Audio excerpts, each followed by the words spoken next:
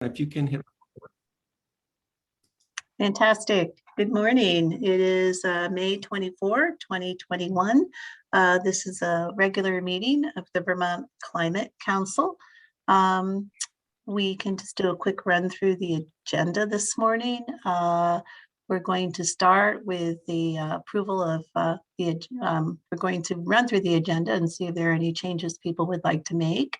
We're going to review the minutes of April 26th. We're going to have a meeting around just transitions and equity in the Climate Council work. And we're happy to welcome Dr. Bindu Panakar today to speak with us. We'll have a public comment and break period between 10 and 10:25. And then we will move on to a conversation about public and stakeholder engagement with an update to follow on the legislative session, which adjourned on Friday.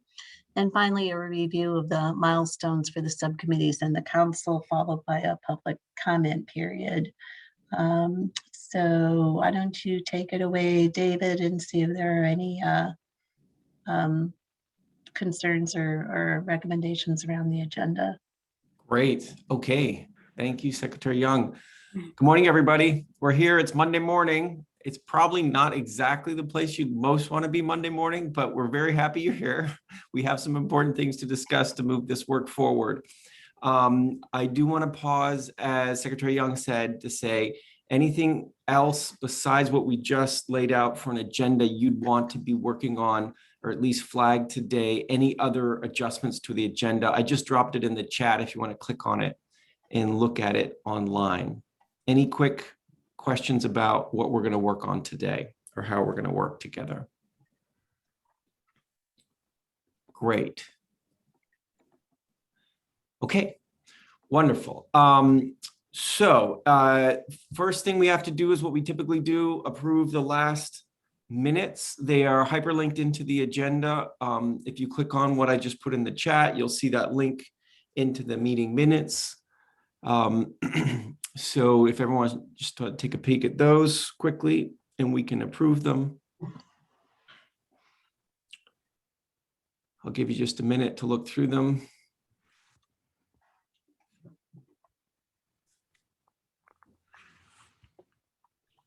Great. Any concerns about minutes from last session?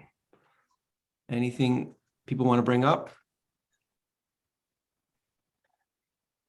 Okay, hearing no objection and no hollers for more time to review, we will deem those minutes to be approved by you, and wonderful.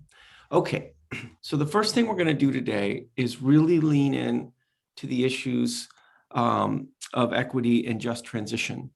And we have sort of four pieces to this puzzle this morning. We're going to spend over an hour on it.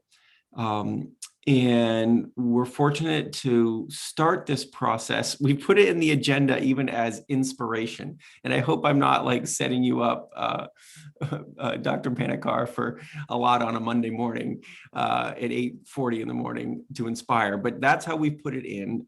We've invited Dr. Panakar, Bindu Panakar from UVM to talk about her work around issues of equity and justice. And that's going to be the first piece of this conversation, is spending about a half hour with Bindu Panakar to hear about her work and talk with her about what that means for our work. The second piece of this puzzle is your Just Transitions co-chairs are going to describe what you all can expect from Just Transition Subcommittee in the coming days. And I'll leave it to them to talk more about that. Jane's then going to talk about how we all, as a council, will be thinking about justice and equity in our work, and how it will weave its way into our meetings and the like. And finally, we'll have a conversation about that. So let's do that. And that's our first piece. Dr. Panakar, I leave it in your hands. And we've asked Bindu to do, 15, 20 minutes of presentation, and then have another 15 minutes or so of conversation on the back end of it. So I'll leave it to you. Thank you for joining us. We really appreciate it. Sorry about the high bar. I was calling it inspiration, but we are looking to be inspired for sure. Great. Thanks, David. I'm not sure if it's going to be inspiring. Maybe part of it is going to be depressing because I'm talking about my research. Looks like I cannot share my PowerPoint. Then try again. I mean, I do not need to do a PowerPoint. I can talk about it. Here we go. You should be ready to go now. Sorry about Okay, great, great.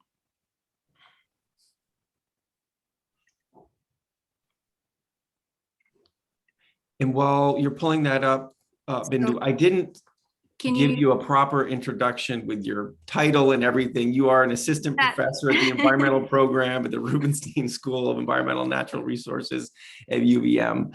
And Bindu, please feel free to introduce yourself in a better way than your title as well. No, I mean, that's more than sufficient. So good morning, everyone.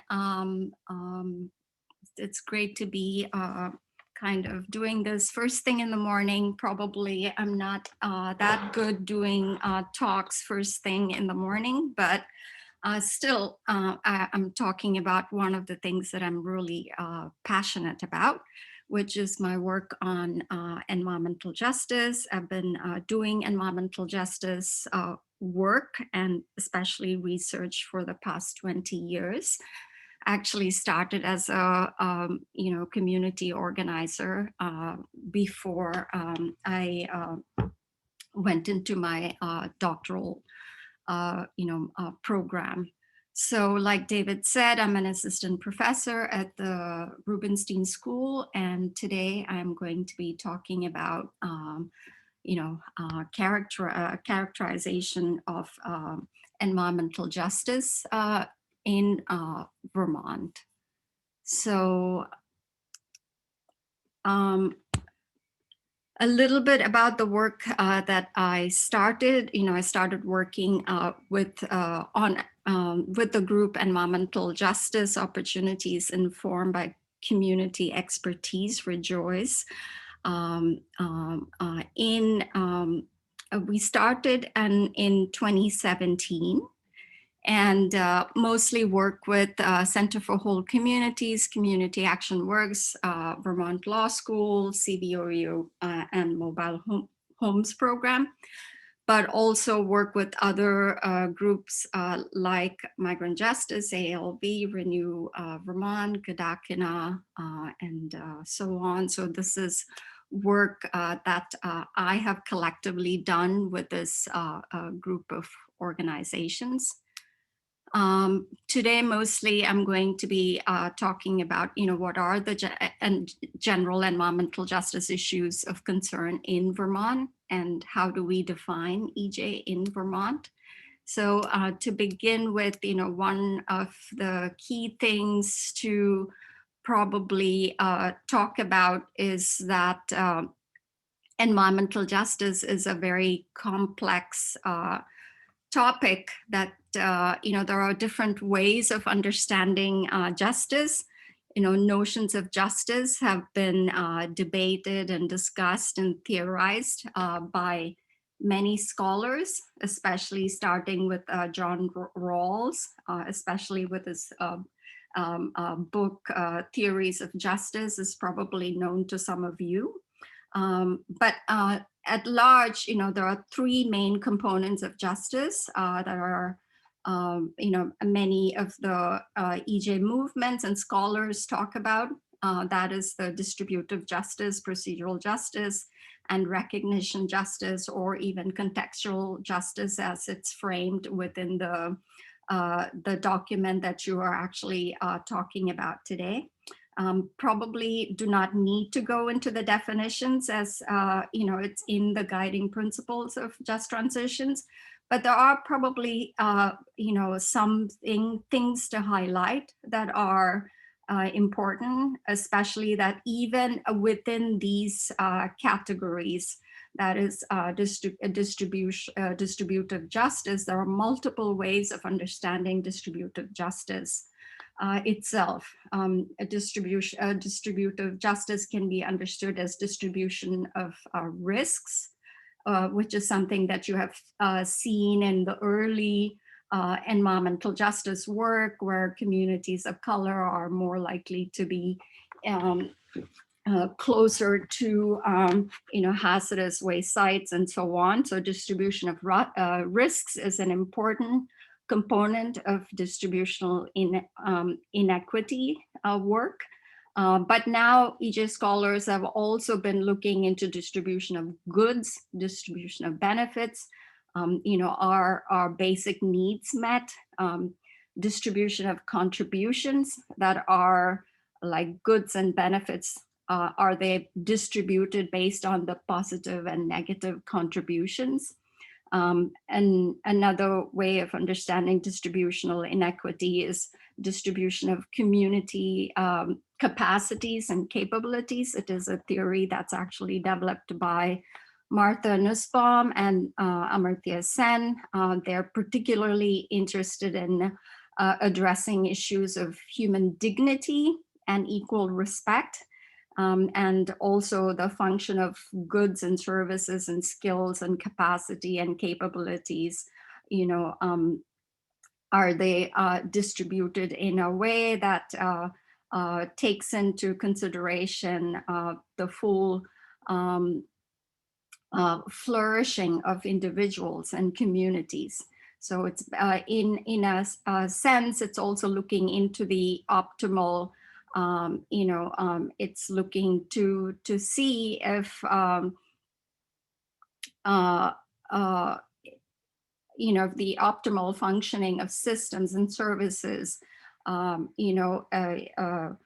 avoiding harm or injustice in order to enable human flourishing.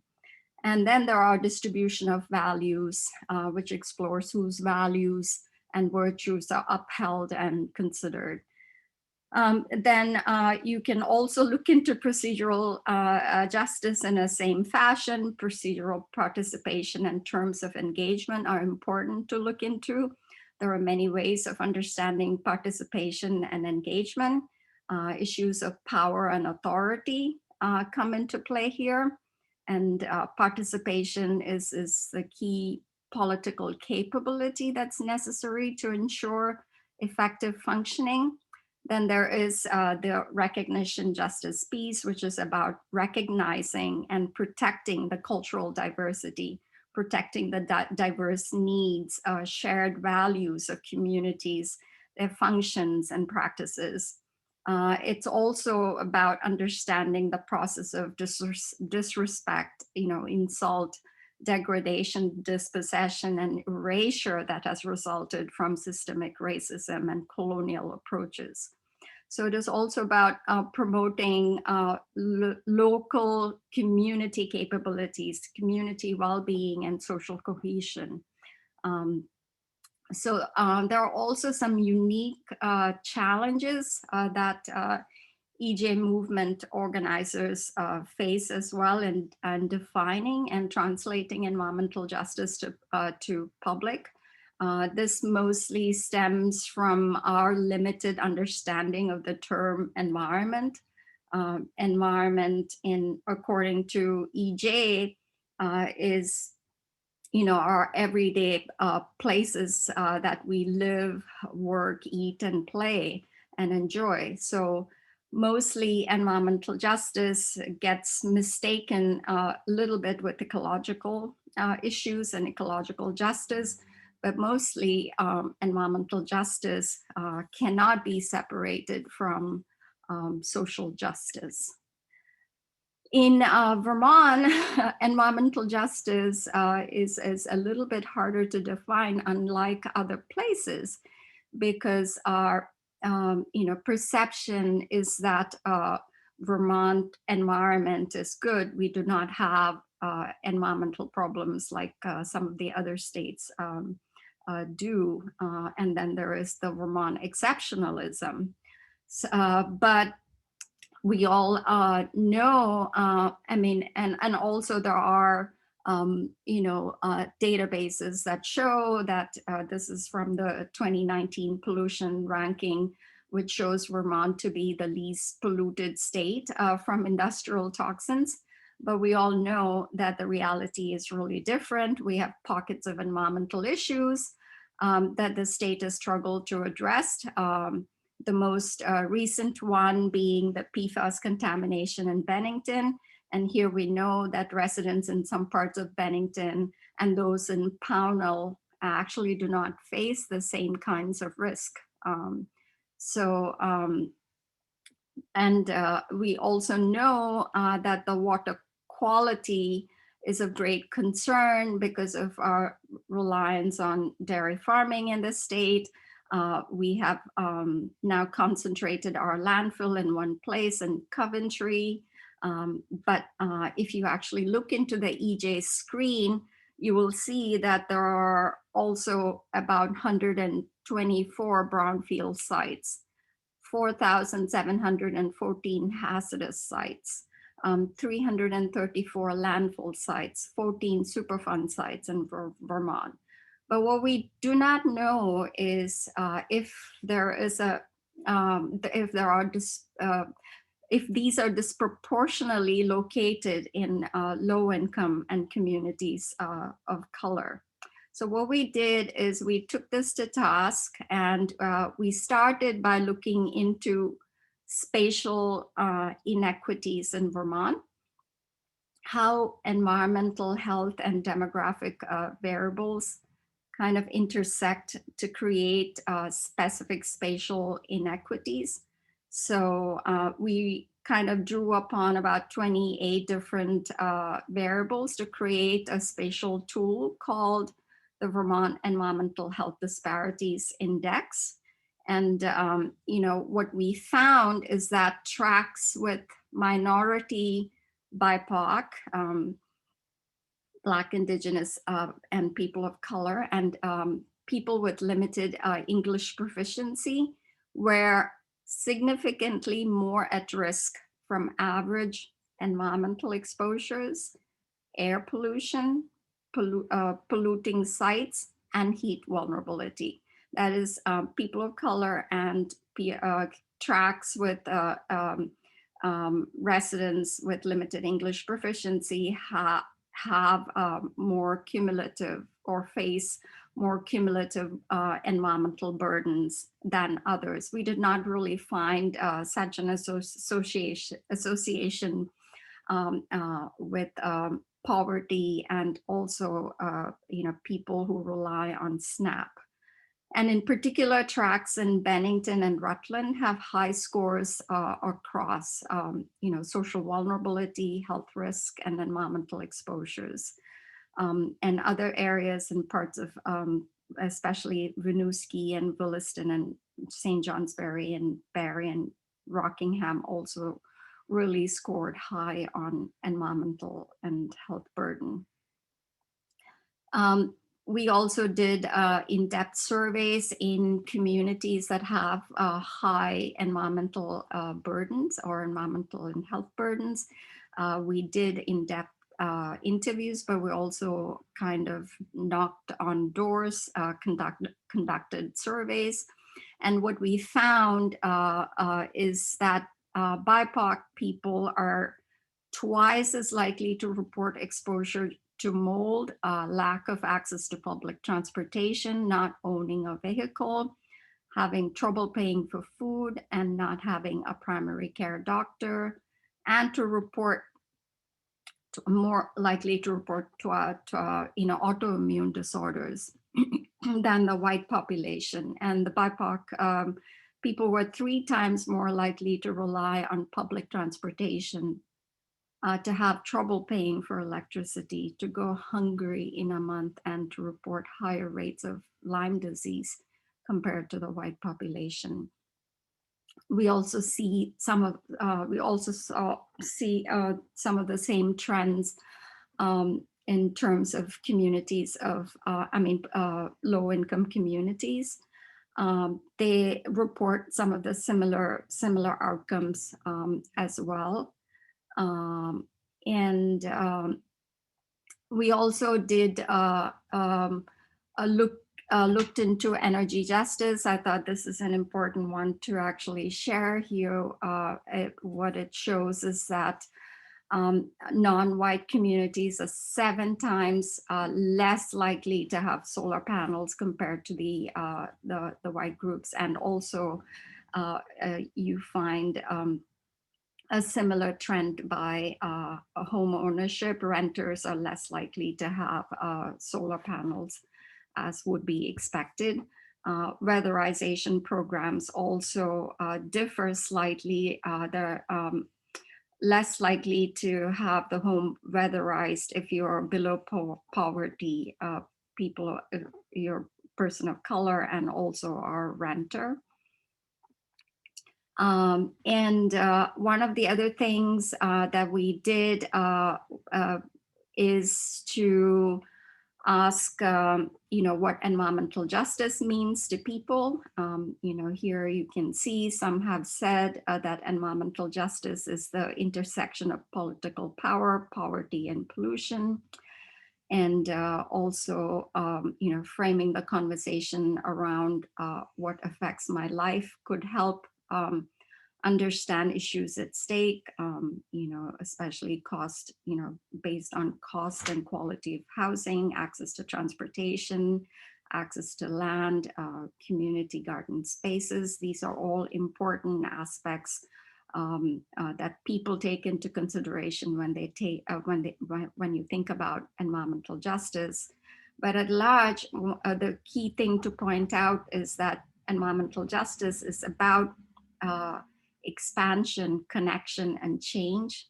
It is about components of power and powerlessness, and EJ is not, one meaning. It's not it's not about fixing a meaning in time and space, but it is a process and politics of meaning making.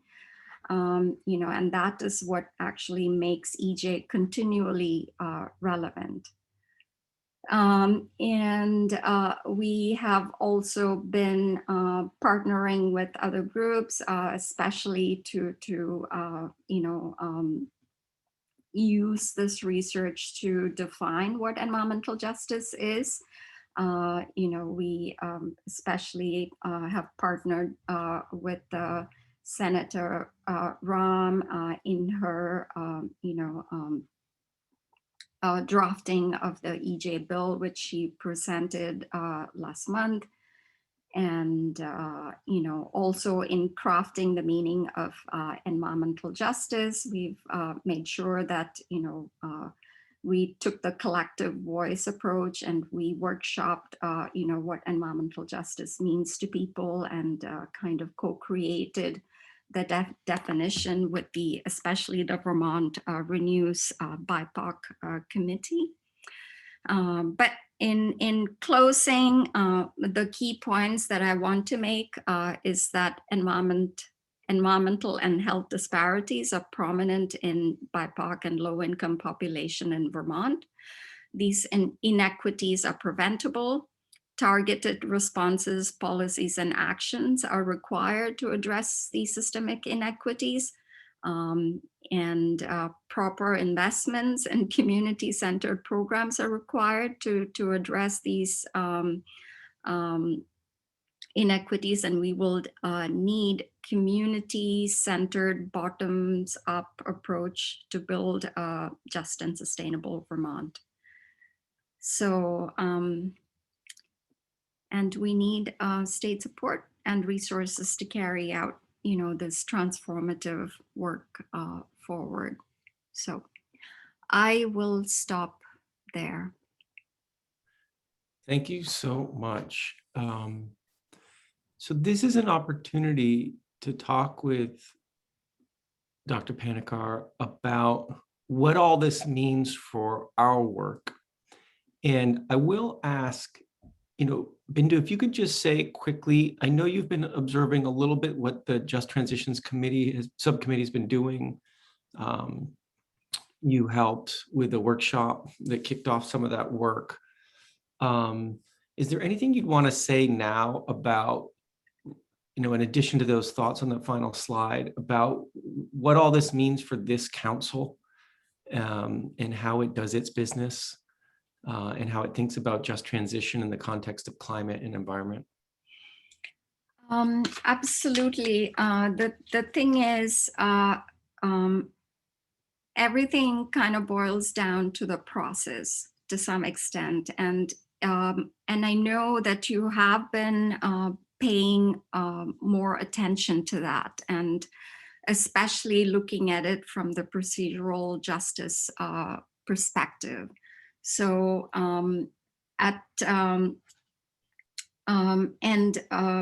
so participation and engagement is going to be one of the key things that are going to make what you're trying to implement more relevant. So community engagement, building a plan from the ground up is probably going to be one of the most important things in producing a plan that's going to be more successful, and to make sure that we are not repeating some of the same mistakes that we have been making, that is leaving out the most disadvantaged communities and communities of color and low-income population. They often need the most support and resources. So making sure that they're included within this policy making is important. Great. Okay, thanks. This is an opportunity to ask Dr. Panakar questions, have a dialogue about this. What are people thinking right now? What are questions folks have around the research that she is doing? Anything folks want to weigh in on?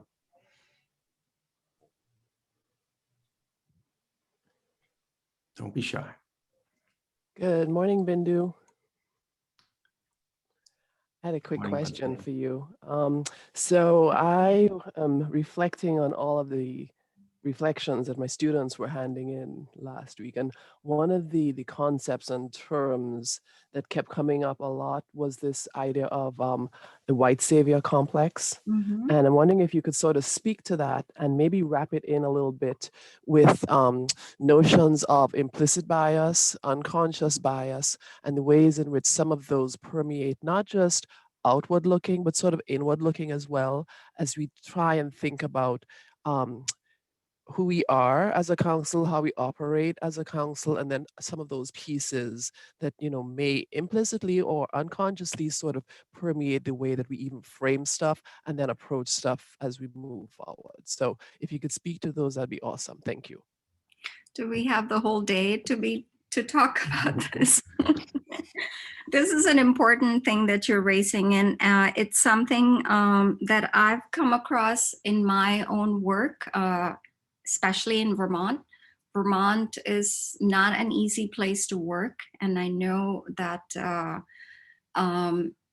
everybody has good intentions and wants to help, and that's really important.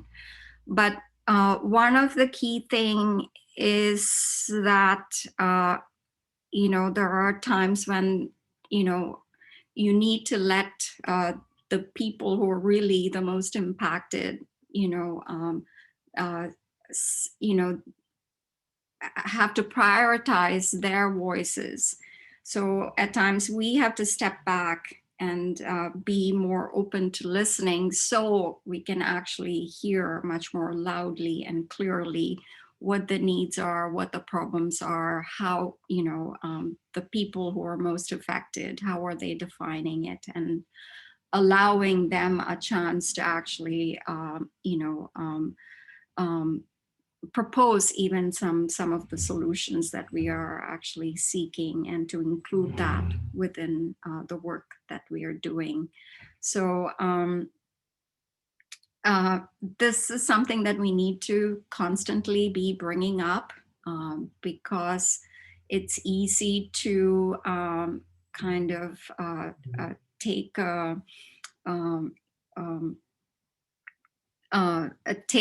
most dominant approaches, And we need to prioritize, especially if we want a community that has that respects and protects, the cultural diversity. We need to let them speak and make them be more prominent, and that would be the best way of protecting what little cultural diversity that we have in this state. So even if there might not, a very small population, we have to really focus on prioritizing, their views and, needs and practices, and make an effort in protecting that. Thanks, Leslie. Thanks, Bindu. I see Secretary Moore. You've got your hand up. Go ahead, please. Yes, thank you. Thank you, Dr. Panikar, for that presentation. It was excellent. I have a question that pertains directly to our work, which is we feel, or at least I feel, as if there's an enormous kind of push-pull between the schedule we've been provided for in statute and the desires around participation and community engagement. And I guess a concern that in adhering strictly to the schedule, it will undermine some of the efforts we have underway to do much broader community engagement than probably we have held historically. And I'm just interested, I guess, in your thoughts and reactions. I know this has been discussed at length at the Just Transitions Committee, but just would appreciate your reflections as well. I think we really need to challenge the speed culture here. Actually, there is an important article that just recently came out, which challenges exactly that. It looks into, consciously building slow cities, and slow cities comes, the central principle behind it is that we actually pay attention to, especially things like this, things like community engagement, giving due time, and the policies are made in a way that is much more intentional and thoughtful in terms of like making sure that we are engaging, especially the communities that are the most impacted. So it's important to pay attention to these things. We can rush into kind of producing something, very quickly because of the state legislative concerns, but at the same time we might lose quite a bit by rushing to just finish for the sake of finishing things. Is that article something you're able to share? Sure, sure. This is in the conversation. Yeah. Great. Thank you. Other thoughts or questions we'd want to share now? Abby, go ahead, please. Good morning. Thank you, Dr. Panikar, for your presentation this morning. This is wonderful information.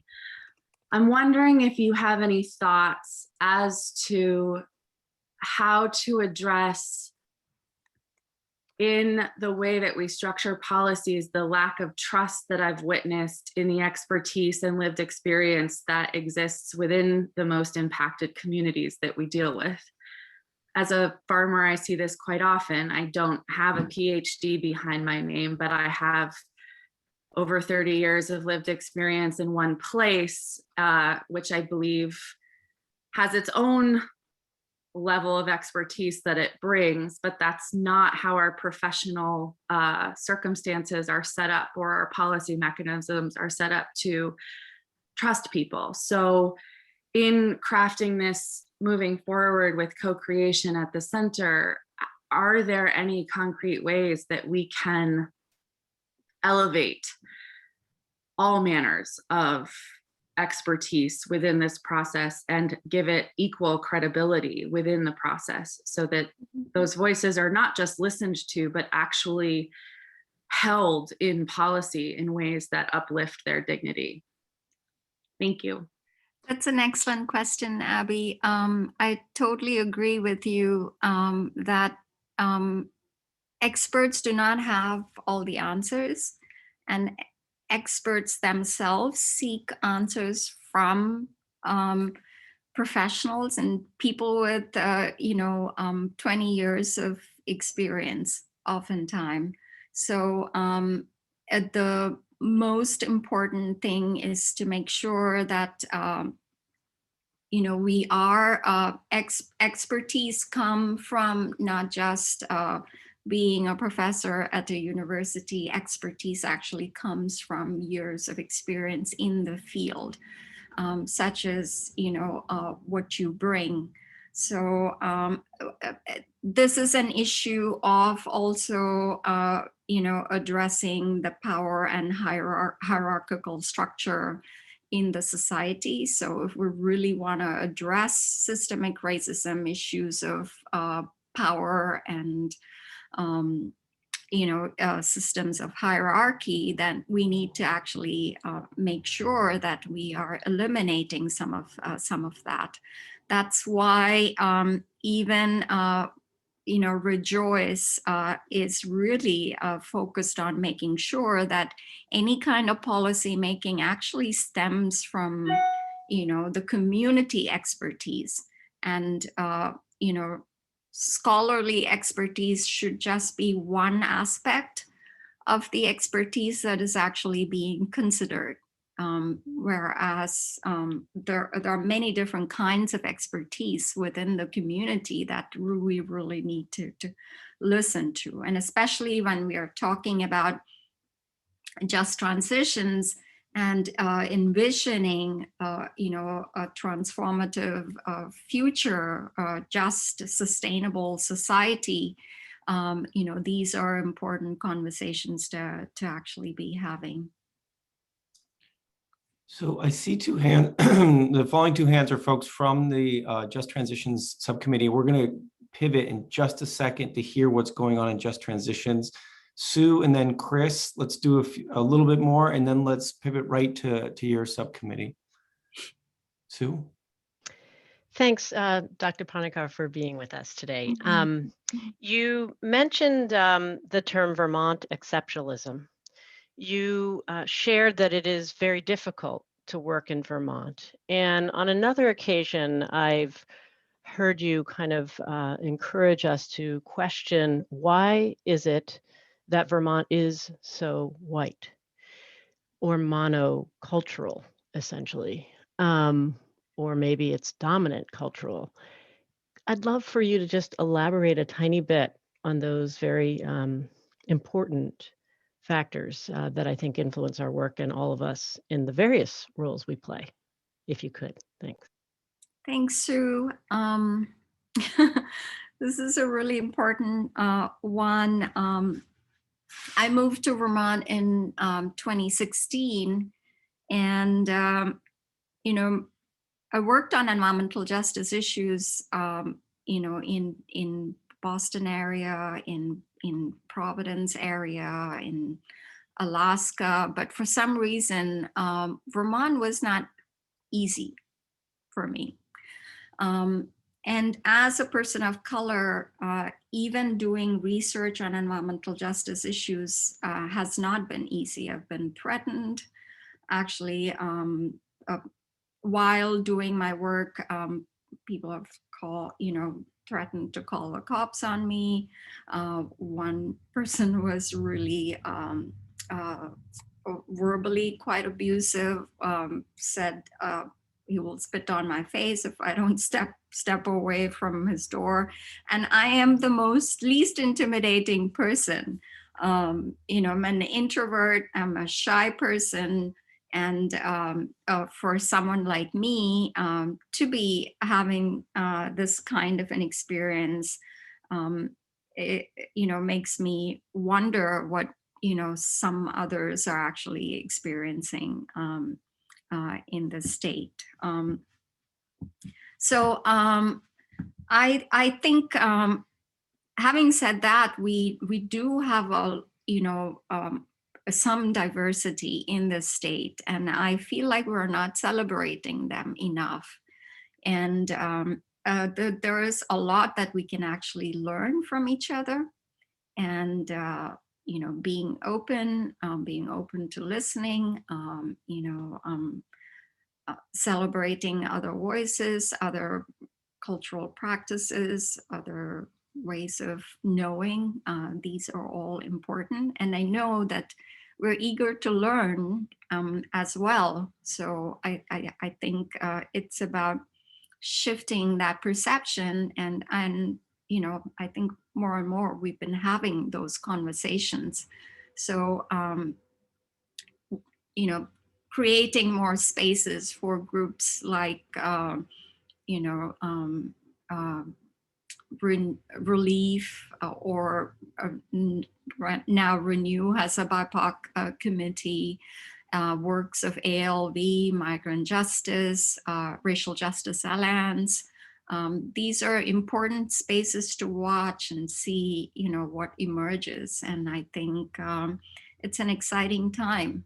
And I think there's a lot of interesting work that's really brewing.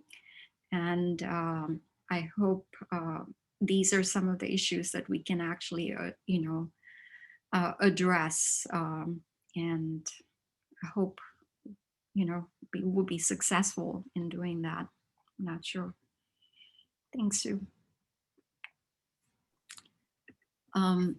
But yeah, I'm really excited about the issue of slow city vision. This is actually an article that was shared by my friend and, a former mentor, Julian Adjaman. Some of you might know him. He's an environmental justice scholar and kind of a known figure. Great. So, Chris, you got the last word here, last question. Thanks so much for working with us again. Really appreciate everything that you've done. I've got a real specific question on, I'm glad you brought the slow cities. One of the questions I've wanted in your research or research perhaps that you're familiar with is when it comes to fairness and inclusion, any research you're aware of about BIPOC, and I'd also add LGBTQ and gender differences, and just being comfortable in places and spaces. One of the things that concerns me about Vermont is pretty exceptional in like access to private land, even, right? You don't post your land, just assume that you can walk on it, hike it, even fish it, perhaps hunt it. But it also concerned that with Vermont exceptionalism that we assume that everybody has the same experience as white people, especially white males, and accessing not only accessing land, accessing spaces in Vermont. And I've worried about Vermont's approach to kind of wayfinding or lack thereof, pattern languages, that kind of thing that basically says you're welcome into the space, including like town forests and other things. And I think it's important because we're trying to encourage people to, use less hydrocarbon-based recreation and other things, just inviting people to more places. And I'm curious if you've done any research or if there is any about how to make especially outdoor spaces more welcoming to a wider array of people. So you're talking essentially about placemaking. There is actually a lot of scholarship that has been done, especially on that, on inclusive design, but also on around placemaking to a great extent. It was actually introduced, I think, in the book Just Sustainability. But placemaking is actually being introduced in many especially in urban context. But there is a lot of room to explore this also in multiple different settings. And I know Vermont is a very rural area. There are different kinds of issues in Vermont, especially related to transportation and access and things like that. But just go to Church Street, right? How inclusive itself is Church Street in Burlington. I'm saying Church Street in Burlington because I'm in Burlington. And does it actually reflect, any sense of cultural diversity? These are important things to actually take into consideration. It is really important how people use places, public spaces more if it has. If it's collectively kind of conceptualized and designed to some extent. And so these are experiments that are taking place in many other cities, actually. And there is, I just posted a link from, the placemaking website, and it has a wheel of what makes a great place and rules for making a very inclusive space.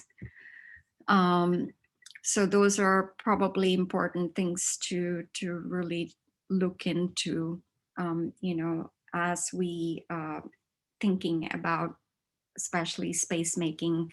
One of the key things that they talk about is that, it be community driven, be visionary, functionality of the space. Is it adaptable? Is it inclusive? Is it focused on, is it context specific? It's dynamic, flexible, collaborative, sociable. These are all important things to think about. And placemaking is not top down, not reactionary, exclusionary. It's not car centric. It's not one size fits all. So. Excellent. So thank you, Dr. Panikar, for being with us. Please stay as long as you can in this meeting. You're not required to if you have other things to do. We really appreciate you spending some time with us this morning. The pieces we're going to pivot to now are, I think it's Sarah Phillips, one of the 4 co-chairs of the Just Transitions Subcommittee, is going to say a few words about what we all can expect from Just Transitions in the coming days as they're finalizing their first real piece of work. So I'll turn it over to Sarah to walk us through what Just Transition Subcommittee is going to do and how it feeds off a lot of these themes that we've been talking about this morning with Dr. Panikar. So Sarah, you want to take it away? Sure, thanks, David. And I think, I know Sue, my other co-chair, is here. I'm not sure, I don't think Kaya or Nadia were able to join us this morning, but we do have some other subcommittee members. So I was just, I was voted to sort of take the lead in presenting this morning. I just want to encourage the rest of the folks from the subcommittee to jump in along the way. So I'm going to share my screen in a second, but just to say again, like, our subcommittee sees that we really have 2 main charges. One is around this idea of guiding principles and how those can be integrated into our work, and the other is around supporting public engagement. So we've been working really hard as a group in between meetings and at meetings to really bring these draft guiding principles to help guide your work. And we think that after this week's meeting, we will have a draft to share with you. So I'm a little bit foreshadowing this morning I'm not going to get deep into the content necessarily, but at least kind of provide an outline for you of what we've been working on, a little bit sort of what our content and goals were. So let me share my screen.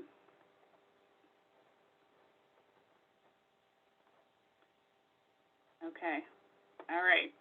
So again, our document, we're really trying to serve as a grounding checkpoint at this point in the process to ensure that inclusion and thoughts around justice are integrated into the work that the subcommittees are doing.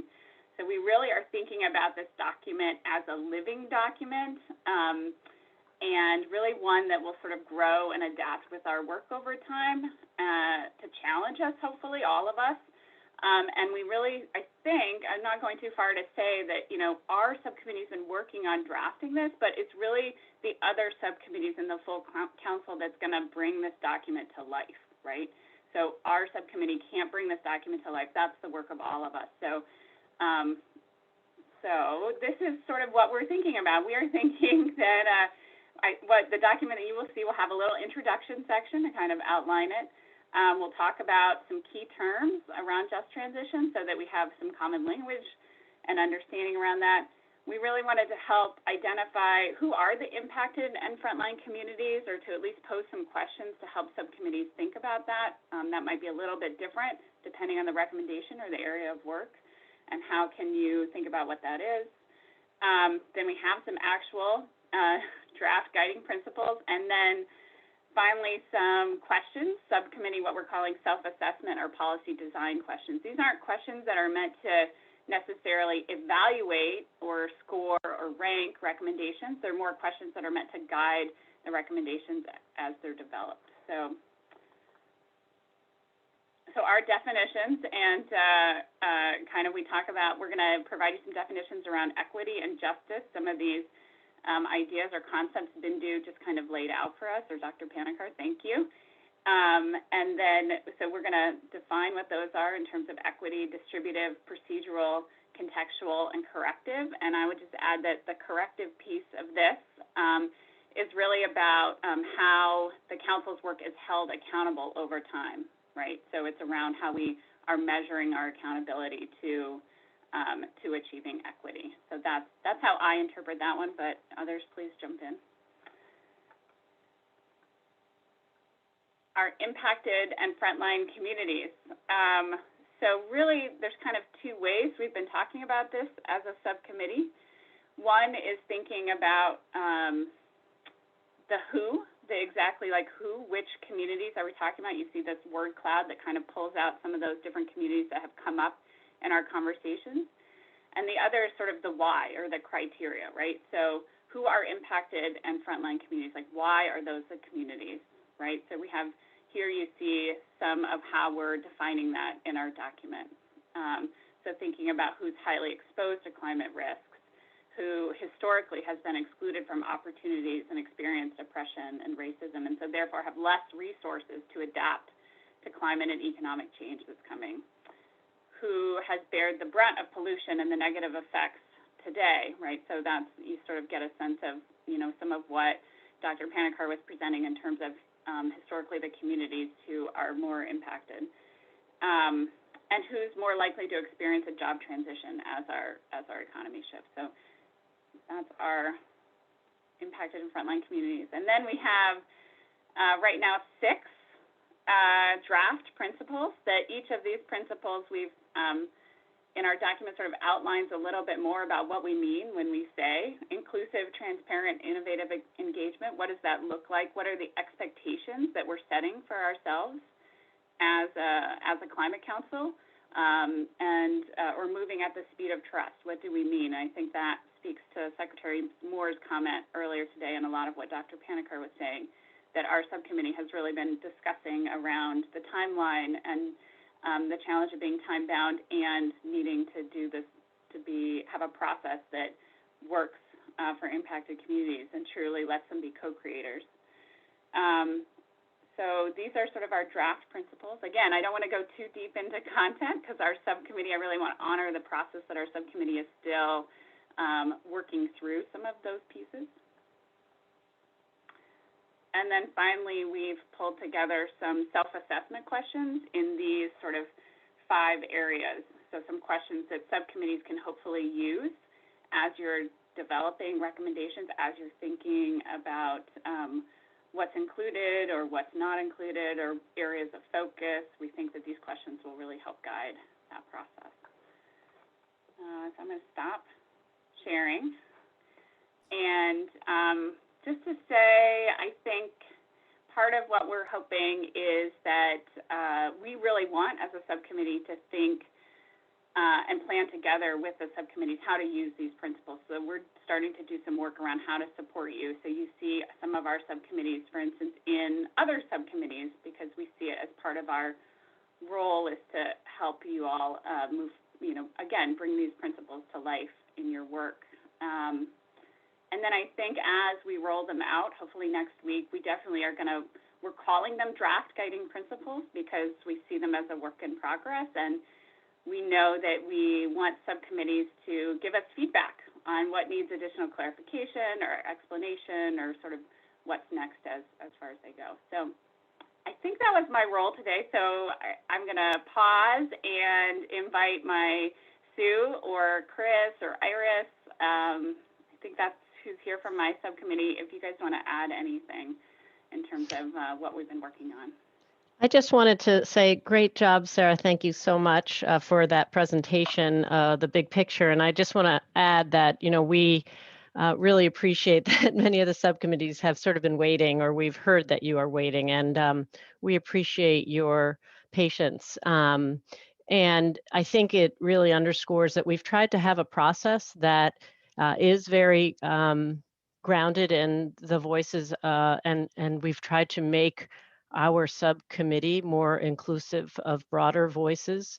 And as one who's sort of spent my professional career in the bubble of the folks who are normally, quote, around this table together, it's been such a rewarding experience to try to step back. And I wanted you to know that the words are really from the members of our subcommittee. And we've dug deep in, they're not coming from somewhere else. They're truly coming from, creative engagements in the virtual space, the jam boards and a thoughtful process. So we want to just say, take a breath. We know you've been waiting, and thank you for your patience. And it may take time to digest. It's been so helpful to have this opportunity to kind of ground all of your thinking in the process of thinking and engagement that I think we've been trying to aspire to in our work. Thanks. Thanks, Sue.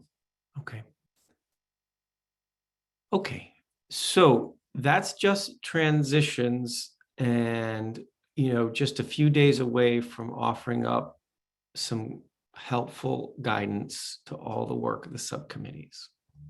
Okay, great. In addition to what you'll get from Just Transitions, with the help of that subcommittee, Jane has been working with a number of folks thinking about how this work is systematically woven into our work as a council.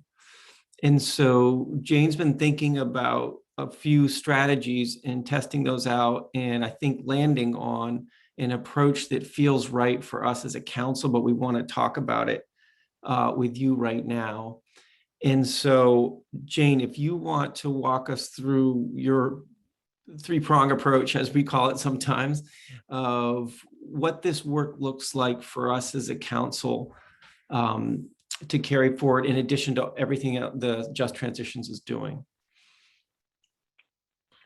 Morning, everybody. Thank you very much. I think this has been a really lovely way to start our meeting today. And so I'd like to suggest that there's been a lot going on, a lot of thought around how we really bring meaning to the justice, equity, and inclusion work that our council is committed to doing, both as we start and develop the climate action plan, and then ongoing as we think about how we implement it. So the way that I've come to think about a sort of proposal to all of you as a council is this three-pronged approach that David just alluded to, which is has been demonstrated in practice this morning to hopefully ground you in what this experience could look like going into the future. So I'm thinking about it with all of you as one, holding space, which would look like a moment at the beginning, grounding our council meetings in a speaker such as Dr. Panikar. It could be a short training, an opportunity to think about how this environmental justice work comes into play in our climate action work. And so honoring that, holding space at these meetings. So that's one, first and foremost, going forward. Two, thinking about organizational analysis and reflection. That is very much the work of Just Transitions right now in setting the sort of core work of the principles, as well as further thinking about the assessment as we start to develop strategies and recommendations. But it goes further in that I've reached out to the Rowan Institute, which is just one approach, which was for me to sit down with them for a few hours last week and really think about the organization that is the Climate Council and the subcommittees, and think about if we have the right systems and processes in place to elevate voices from within the council and across the subcommittee, so that we're hearing the perspectives that we have around the table, as well as thinking about how we incorporate the new ideas and perspectives that those folks bring to us in the development of the plan, and then ultimately in the implementation. So my hope is that moving forward, we'll have a proposal from the Rowan Institute on what that could look like, and that we'll be working on that with Just Transitions, as well as the steering committee and others, in thinking about the structure long-term with respect to the hierarchy and the people around the table and how we make it work best to include diverse voices. And then thirdly, I would be remiss if I didn't say that our commitment to engagement is also a commitment to our justice, equity, and inclusion work, recognizing that we are trying to do it different than maybe the state does it generally, in that we're going out early and often, and really thinking about that process as an iterative process, so that we're reflecting what we're hearing from the Vermont public in our work, in the way we think about our organization, in the way that we develop strategies and recommendations. And so I'm hopeful that that commitment that we're doing right now, that we'll hear more about today with Climate Access and Rise on the agenda, is not only just the work as we develop the climate action plan, but setting a seed for our long-term commitment on how we'll work with the Vermont public outwardly to reflect their interests in the climate action plan and its implementation. So this is what I'm thinking about with all of you in how we ground this work in the work of the Climate Council and beyond. And so it'd be great to hear from you how you thought, how you think about it yourself, how your thinking is evolving, and if this feels like the right approach to bring this work to bear in our work. Thanks, Jane. So why don't we start with any sort of like clarifying questions that you might have for Jane, and or the Just Transition subcommittees and the work they're about to do for you. Are there clarifying questions you have about what this means for your work as a council? Any questions about what Jane just laid out there? Yeah, go ahead, Richard, please. Wait, you're on mute still, Richard, one sec.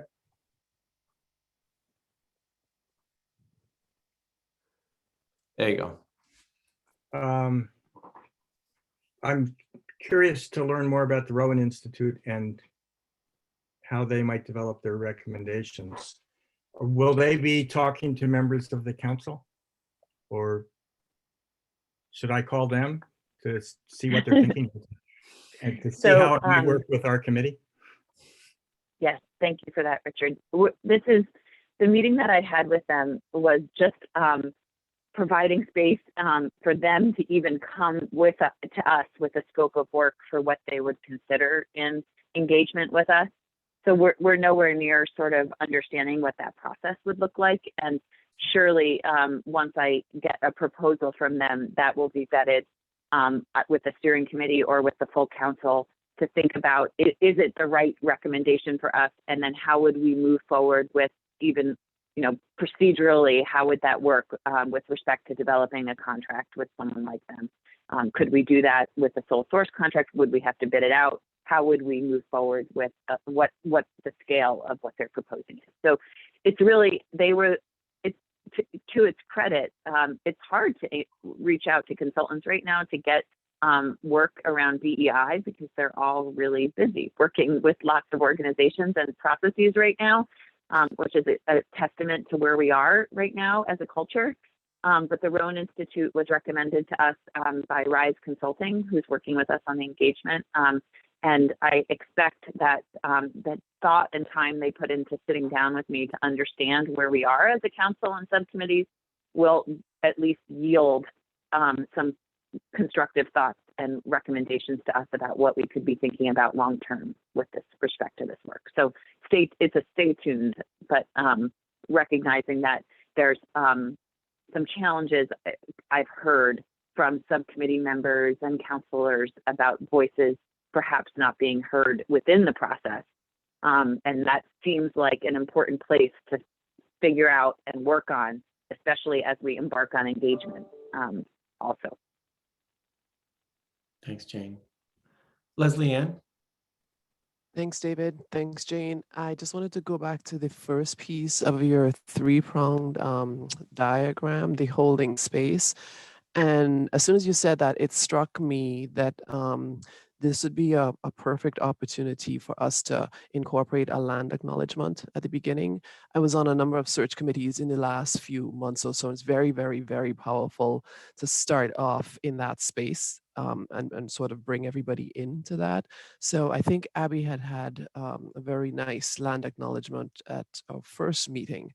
And if she's willing to share that or maybe work with some folks in either Just Transitions or the Ag and Ecosystems Committee to maybe craft one that's unique to us as a council, that might be a nice addition for us to kind of move forward in holding that space. Thanks, Yeah, Leslie thank Ann. you. Just Transitions is doing that as part of their work now, which is really nice. Catherine? Thank you. I would second that. And I think many others on the council. I saw a lot of nodding heads. So thank you for bringing that up, Dr. DiPinichero. I wanted to ask a bit of a global process question following the letter that we received and we were asked to meditate on and think about and really consider thoughtfully. And Iris's outstanding follow-up editorial in T. Digger that I read. I think we should take a moment to talk about, and I'd like to hear from others, how we think this process as laid out is beginning to address the concerns that were raised. It seems to me that we're starting to get there with what I've heard, but we're not there yet. Yeah. Catherine, I'm glad you mentioned that because indeed what we're talking about today started within our last meeting when Kaya read aloud that letter and provided that voice to the concern.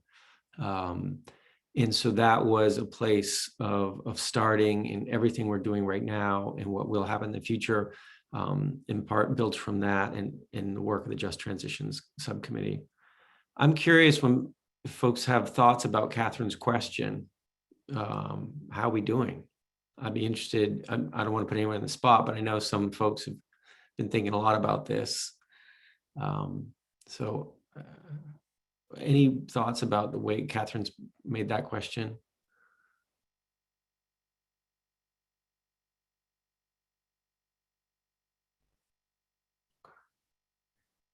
Seems like we're all trying to figure it out. Yeah.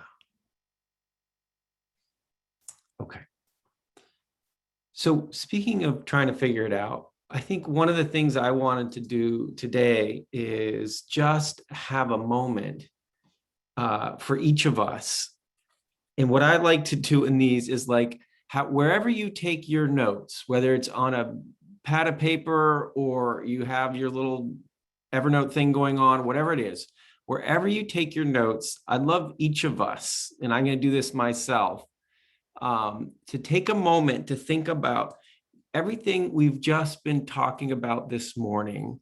I just threw a question in the chat. What are you taking away from this morning's conversation that could impact the way you want to do the work of this council or the work of the subcommittees that you're part of?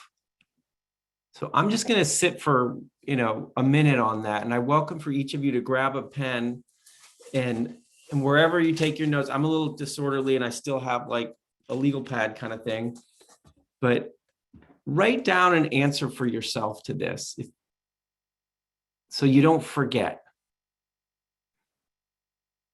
We can just be quiet for 30 seconds or a minute to do this.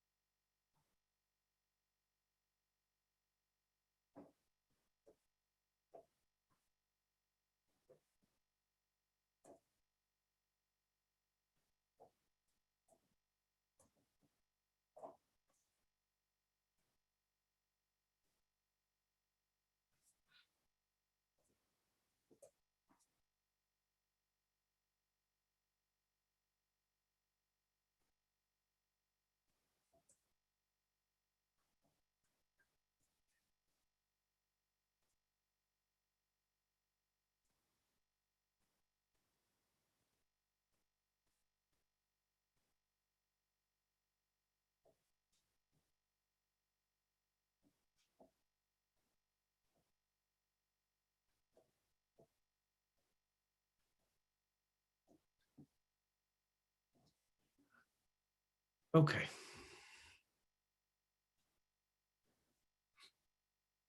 So that little note's for you. It's not for the rest of us, unless you want to share it.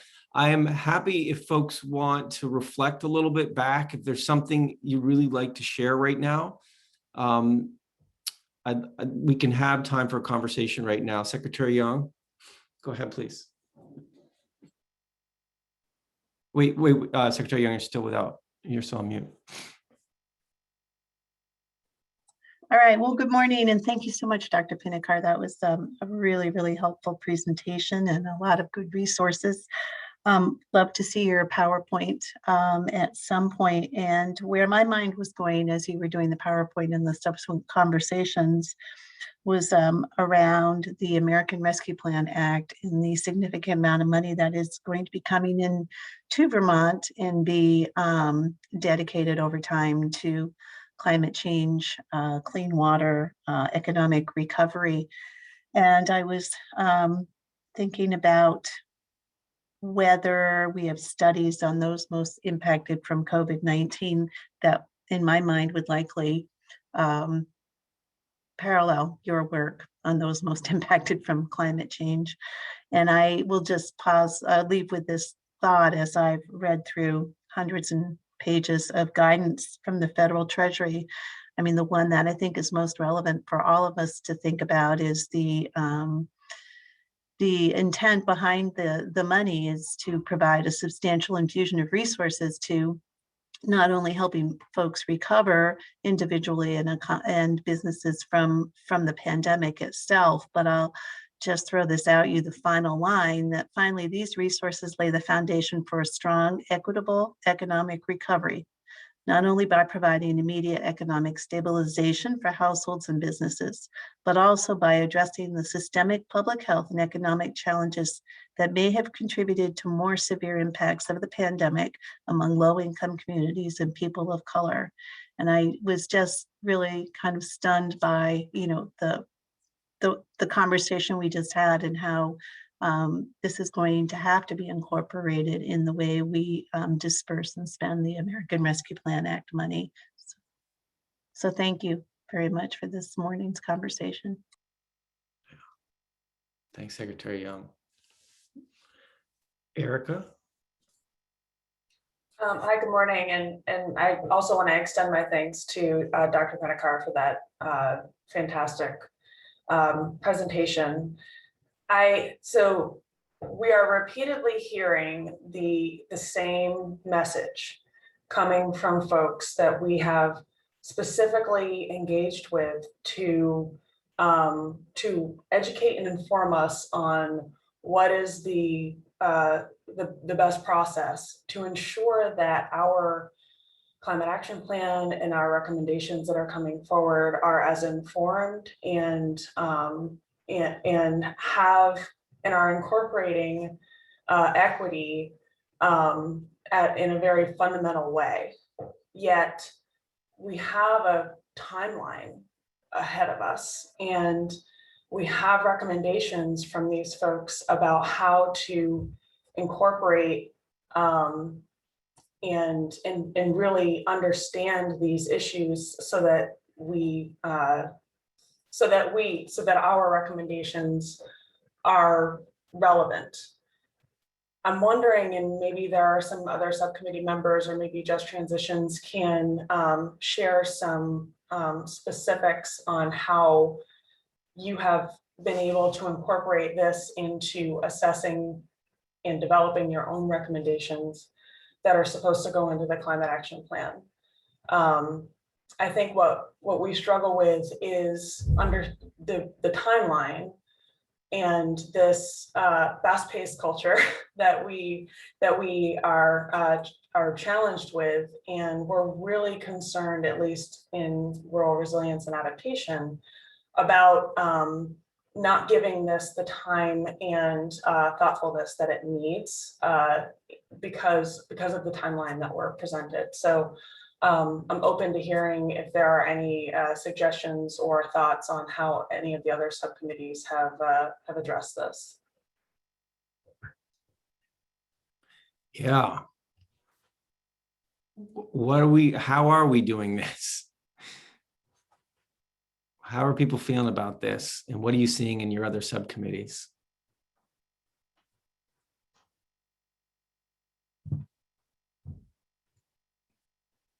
Is this the tension? Like, is this what we're seeing in the subcommittees, right? This sort of push and pull? Yeah. Richard? Sure. It is what we're seeing. I think the push and pull probably has many dimensions, but let me just mention two. The first is that the planet is not waiting. There's an imperative that we take meaningful action quickly.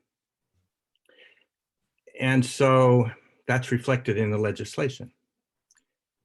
Now, we can probably find action steps that meet, to the greatest degree possible, all of our criteria that we could act on or recommend action on pretty quickly. Anyway, that's one dimension. The other dimension is something I think we really do need. I mean, we need to pay attention to that and figure out how to prioritize our recommendations. The other dimension is procedural. And I have really taken on board the importance of listening and engaging in the most productive joint problem solving that we can do with Vermonters, and particularly the most vulnerable and least often heard from Vermonters. And that, to me, requires dialogue, not just going out and listening. I think to fully respect the vulnerable communities and a broad spectrum of Vermonters, I think we need to be able to sit down with people more than once. We need to be able to listen to what people have to say and then brainstorm ideas together and come up with good solutions that really reflect their creative ideas as well as, what experts know about solutions that have been tried somewhere else maybe. And so that takes a lot of time. We're not going to be able to bolt that onto our process successfully in the first round. So I just think we need to decide that we're really going to listen, and we need to engage in constructive ongoing dialogue with Vermonters. And the good news is that the Climate Council is intended to be an ongoing institution. And so we can build that practice. We can build a way of working that can do that over time. But I get it that the legislature has asked us to come up with something by December. So I think we're going to find ourselves in a process that is probably frustrating in the first go round. But I really do want to emphasize that I think it's, to the degree that we can engage in something I would call constructive dialogue or mutual problem solving with the public, the better off we're going to be.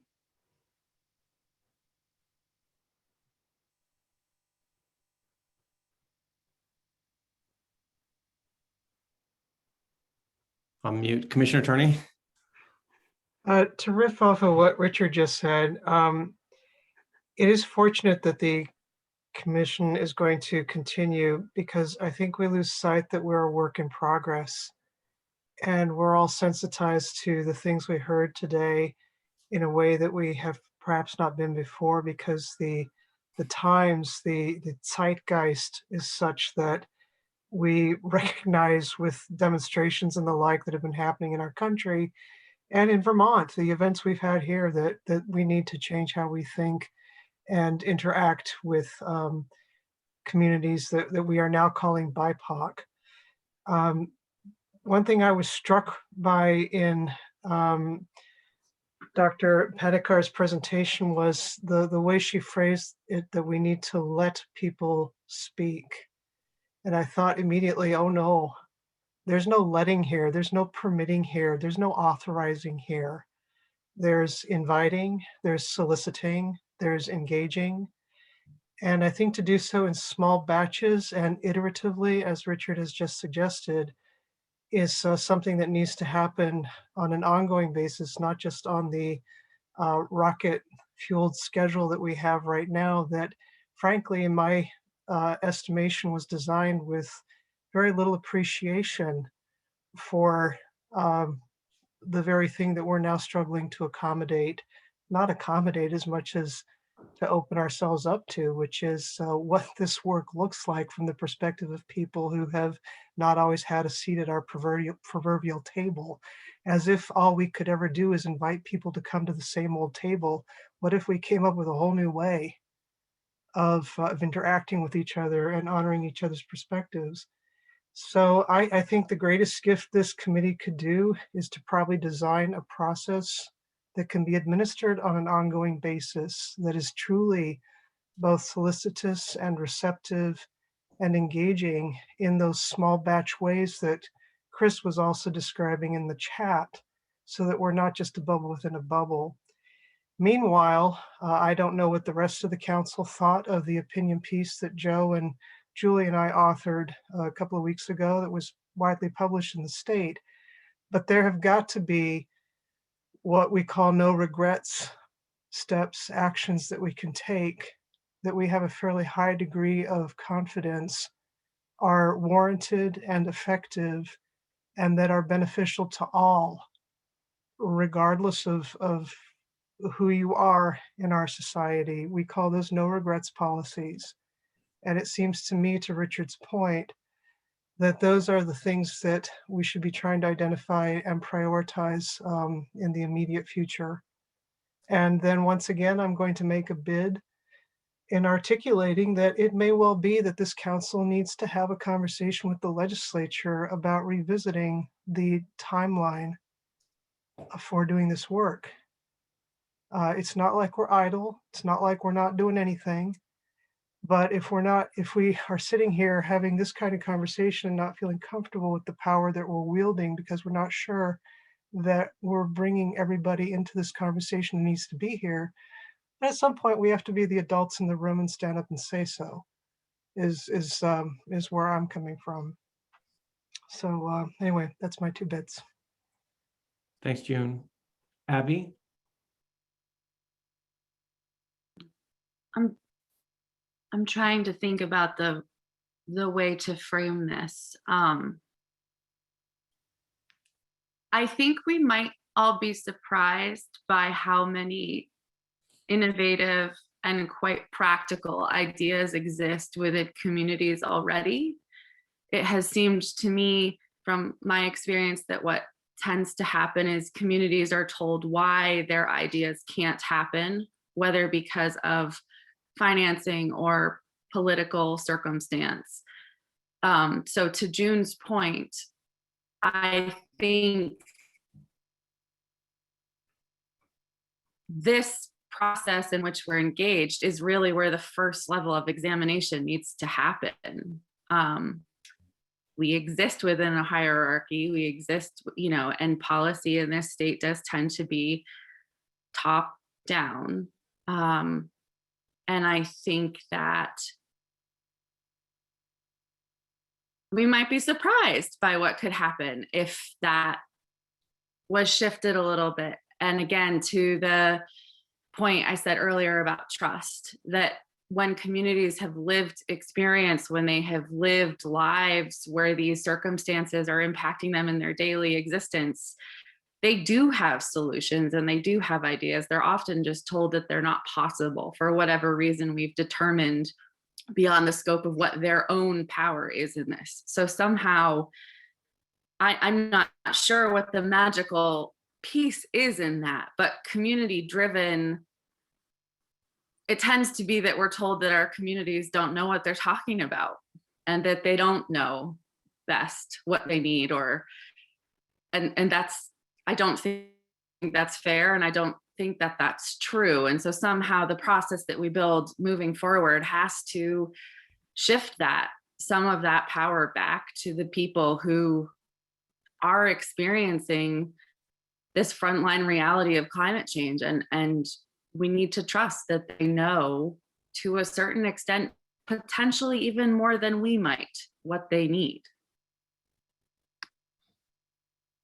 Thanks, Abby.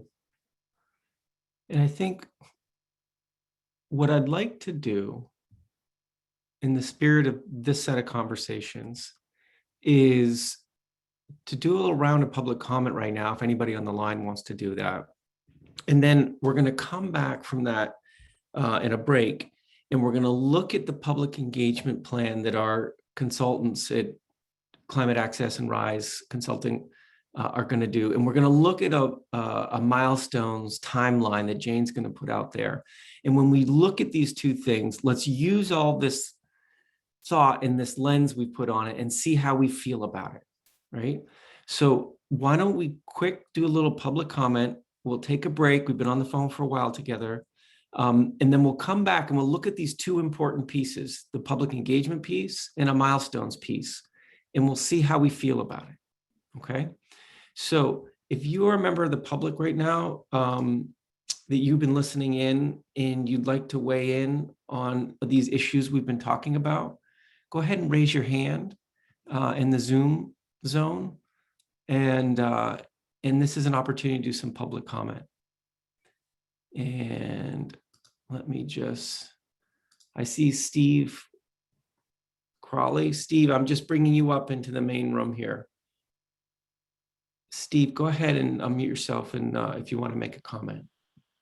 Okay, thanks a lot. I really appreciate the discussion that's been happening this morning.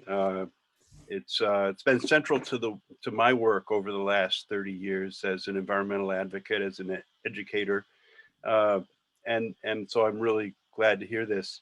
There's a few points. I'll try to be really short and hopefully not too cryptic, but I don't want to take a lot of time. But first thing, if Dr. Panikar was still presenting, I would ask her if she had looked at the workplace environment. I know she talked about the home environment, the shared environment that we all have, but I think I would hope that a workplace environment assessment be part of that.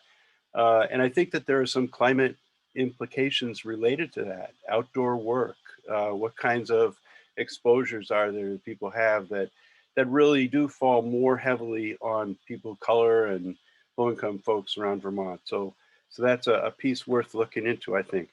The second and third points really are about privilege. And I know I come as an old white guy, so I'm in the most privilege of the privilege, but I think we're all privileged here in Vermont. And I don't just mean in sort of the cute Vermont way. I mean, we're in the top percentile of wealth and comfort, and that applies to all of us, whether we're poor Vermonters or the wealthiest Vermonters. Relative to the planet we live on, we're doing pretty well. And we are at risk of overlooking some of the facts that are about that privilege that we have. And one of the reasons that we talk about urgency for this is because, as Rich Cowart said, the planet is in crisis, and this crisis is mostly falling on people of color and low-income people around the world. And the reason the Paris Agreement said we should limit to 1.5 instead of 2 degrees sounds like a small thing, but it's an enormous impact on those people.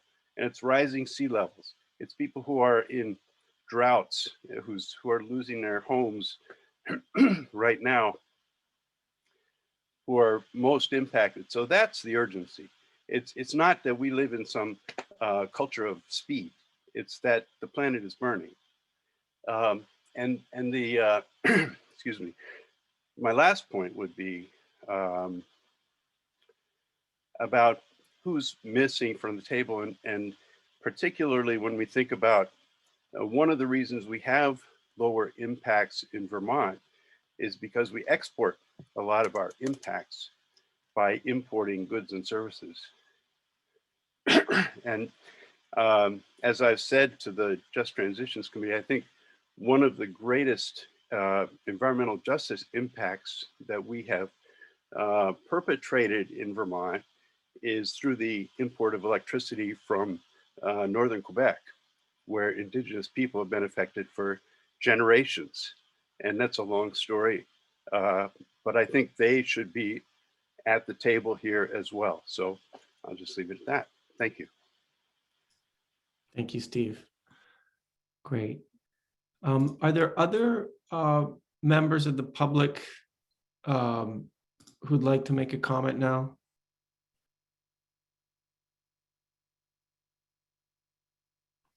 Okay, great. Okay, so why don't we take a 10-minute break, or why don't we take a 15-minute break and stick to our agenda? We'll be back at 10:25. All right, we'll take a 15-minute break. We'll be back at 10:25. And when we hear about the public engagement plan and we hear about the milestones, or look at those milestones, let's carry all of this conversation forward into that, because that will be the important lens for us to look at these plans in your work going forward. Okay, so feel free to turn off your camera, hit your mute button. You probably are all muted already. We'll see you back at 10:25. Take 15 minutes and see you back in a little bit. Take care, everybody. Process. Can you see my slides? Yes. Great. So the audience analysis will have 3 components, which include a stakeholder interviews, BIPOC sector and community leaders roundtable, and a sector and community leaders roundtable. So the stakeholder interviews, we're going to do 15 60-minute in-depth interviews. And the purpose of these interviews is to gain insight on how to engage different groups across Vermont, including using the website. And we're hoping to solicit a diversity of perspectives, with at least 20% of interviewees being with people from BIPOC communities and at least 60% from Vermont's impacted and frontline communities, as it will be defined by the Just Transitions Subcommittee. So the interviews will be confidential. The input will not be attributed, but we will summarize it anonymously and use it to inform the public engagement strategy. Interviewees from underrepresented community-based organizations will also be offered compensation for their time. And we will not be drawing any of the interviewees from organizations that are represented on the council, either as council members or subcommittee members, just in the interest of bringing in voices that are not already at the table. The second way that we're bringing in data is by hosting BIPOC sector and community leaders roundtables. So this will be an affinity space for Black, Indigenous, and people of color, people who self-identify as such, to surface needs, priorities, and concerns around communication, but also climate vulnerabilities, impacts, and resilience building. We're hoping to organize 2 online sessions of about 90 minutes and offer participants compensation for their time. And again, we'll be taking guidance from the Just Transition Subcommittee on who to invite and how many people to bring in. And to a lot of the points that were raised during this session, what we're trying to do is create a place for dialogue and for people to identify priorities around the climate action plan, as well as to identify the best ways to keep communication alive with different communities in Vermont, and to make sure that our community engagement strategy that's coming out after this is over, after this phase is over, is reflective of everyone. And the second set of roundtables will be sector and community leaders. And again, similar intention, meet with community members from diverse identities and regions in the state to hear about their priorities, needs, and concerns around communication, climate vulnerabilities, impacts, and resilience building. So very similar format, and it will be open to not just BIPOC Vermonters, but all Vermonters that we identify to bring into this conversation.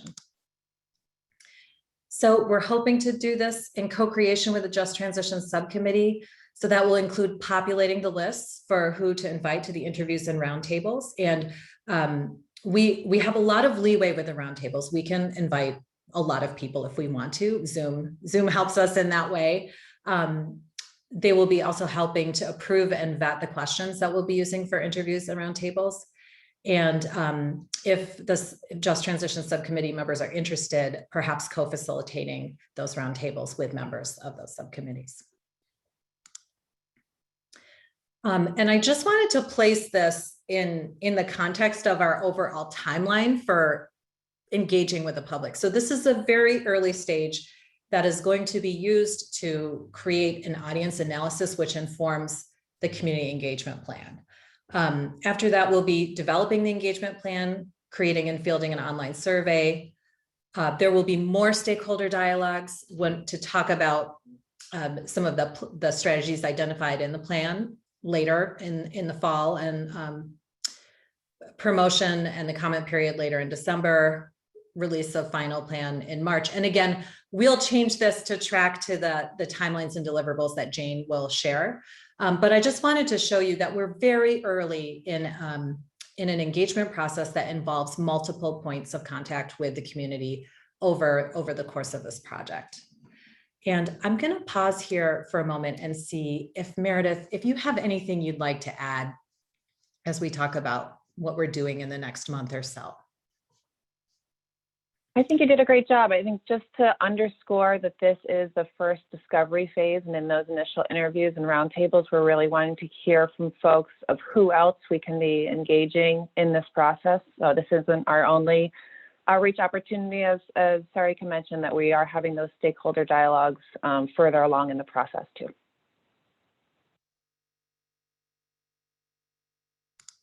Great. Okay. So that is a vision of what those folks are doing from RISE in climate access. Do we have questions for Sarika or Meredith about what's going to happen and why? Catherine? Thanks. So looking at your schedule, what I'm trying to figure out is, where does the concept of co-creation fit into the public engagement? Because it looks like this initial public engagement is based on designing the engagement plan, but then the next space for robust engagement looks like it's October, November when we have draft strategies. So what happens in that gap and how are we making this a more inclusive process in that gap? Thanks, Catherine. So one of the steps that falls in between is an online survey. And if the stakeholder dialogues need to be moved further back based on the process and the timeline that you're in, we can also do that.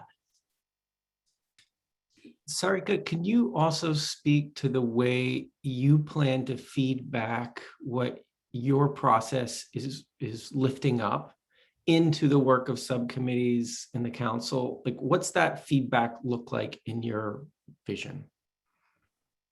Meredith, do you want to take that question? Yeah, I mean, I think we're going to be working closely with Jane on that piece. The Just Transition Subcommittee is our core subcommittee that we've been tasked to coordinate with through this process. So that's going to be our kind of core partner for a lot of this work. But yeah, sharing some of those key pieces. I think the next core piece of work that we're going to be sharing is the draft public engagement plan, and that's going to be shared across all the subcommittees for folks to have a chance to weigh in on that piece before we move forward. Okay. And this will feed into Jane's timeline as well. So I think that's a question. I don't know, Catherine, do you have a follow-up on that? Yeah, I just didn't really feel like my question was answered. So Got it. I'm interested in understanding more about that gap and how engagement is going to enable us to address these concerns we keep hearing about, making sure we're not decision-making in a bubble and that this is a co-created plan. So I'm not hearing an answer to my question about how we're doing that. I might offer that I'm hopeful that the conversation we'll have towards the end of the agenda around milestones will provide some more details on the touch points of the engagement that's happening outward, coming back into the subcommittees at strategic points that inform the work of the subcommittees. But that's the way we've been trying to define and further align Rise and Climate Access's engagement with the milestones that the subcommittees need to be hitting in order to keep us on track for December 1st. And there are strategic sort of components of that built into the timeline so that strategies and recommendations don't come out before we've heard first from this audience analysis and blue sky sort of visioning that we're doing now. And that will come back to subcommittees to help inform that process. And there's a number of those sort of points along the way that I'll hopefully share in a little bit more detail. Thanks, Jane. Richard? Thanks very much for laying out the plan. I have a question about, I understand that the initial interviews need to be confidential, but with respect to the sector and community leader roundtables, as someone who's on the council and working hard to figure out what's best to recommend, it would be great if I could at least listen to those roundtables. And I know you mentioned that maybe the Just Transitions committee members might help facilitate them, and that's fine. But as a member of the council on a different committee, I'd really like to hear directly what people are saying. So is it possible to do that? The way that we are thinking about the roundtables is to not do that because we don't want to create a fishbowl effect. What we're interested in is people candidly sharing their concerns, and that our concern is that if there's a bunch of people from the council who are there to watch and to listen, that we won't get the amount of candor that we're hoping for, but we will be summarizing what people say and sharing that information in the audience analysis. Well, then I guess I need to follow up on what Catherine just said. If we aren't going to be listening to those voices directly in the first, couple of times out of the gate, then I think it's going to be really important for us to be able to engage in dialogue later on. And I'll just echo what Catherine said, that we need a process to make sure we have time and venues to do that. Thanks, Richard. If I might, David, I just want to follow up directly to Richard's comment. Yeah, please. I just wanted to suggest that we're thinking about that component of stakeholder engagement specifically. We have time built into the contract with CBI actually to also help with facilitation of engagement work. And we've been thinking about using our meeting this week with Climate Access Rise and CBI, which we're now meeting weekly to sort of further refine and roll out our engagement strategies, to talk specifically about the potential of articulating a clear role for CBI and helping with facilitating subcommittees, getting the targeted stakeholder outreach that they want to do happening, and how that fits into the plan, the public engagement plan that Climate Access and Rise are developing, as well as their components of outreach and engagement. So I think we're still missing something, right? And we're thinking about how to fill that gap. I'll also say that we're thinking about that very coordinated with the Public Service Department and meeting regularly also with the team on the Comprehensive Energy Plan and their outreach and engagement consultants. And that even like going as far as sharing our calendars on engagement and outreach for the two processes and making sure we're aligning at every point that we should be. And I think that really pertains to your work in cross-sector mitigation, Richard, and others here on the council. So it's not completely fleshed out, but we're thinking a lot about what you're speaking to. And I suspect there'll be further components of our engagement that will get to that, exactly that nature of the work. Okay, thanks, Jane. Abby?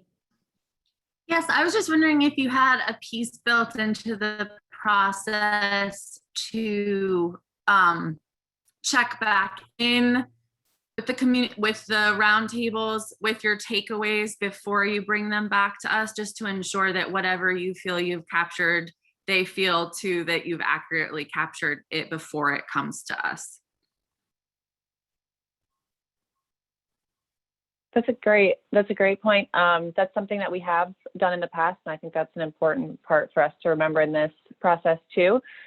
We especially do that when sometimes we have a great quote that it's hard to really paraphrase, and so we want to make sure that we can connect back with that person, even if it's anonymously included, or if we want to choose to, if that person's okay with us attributing it to them specifically, then we always want to make sure that we're doing that due diligence with folks. I think that's a great point for us to remember for this process as well. Okay, great, thanks. Joey?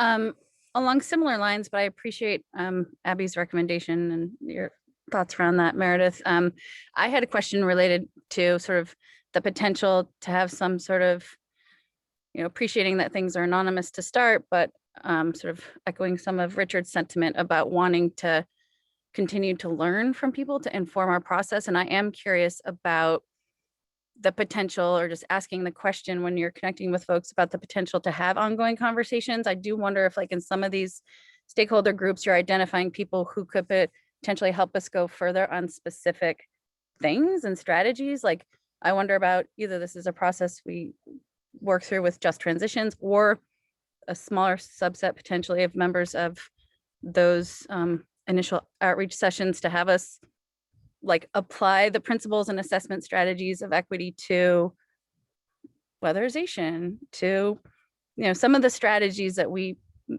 I might conceptualize as no regrets, but to make sure that especially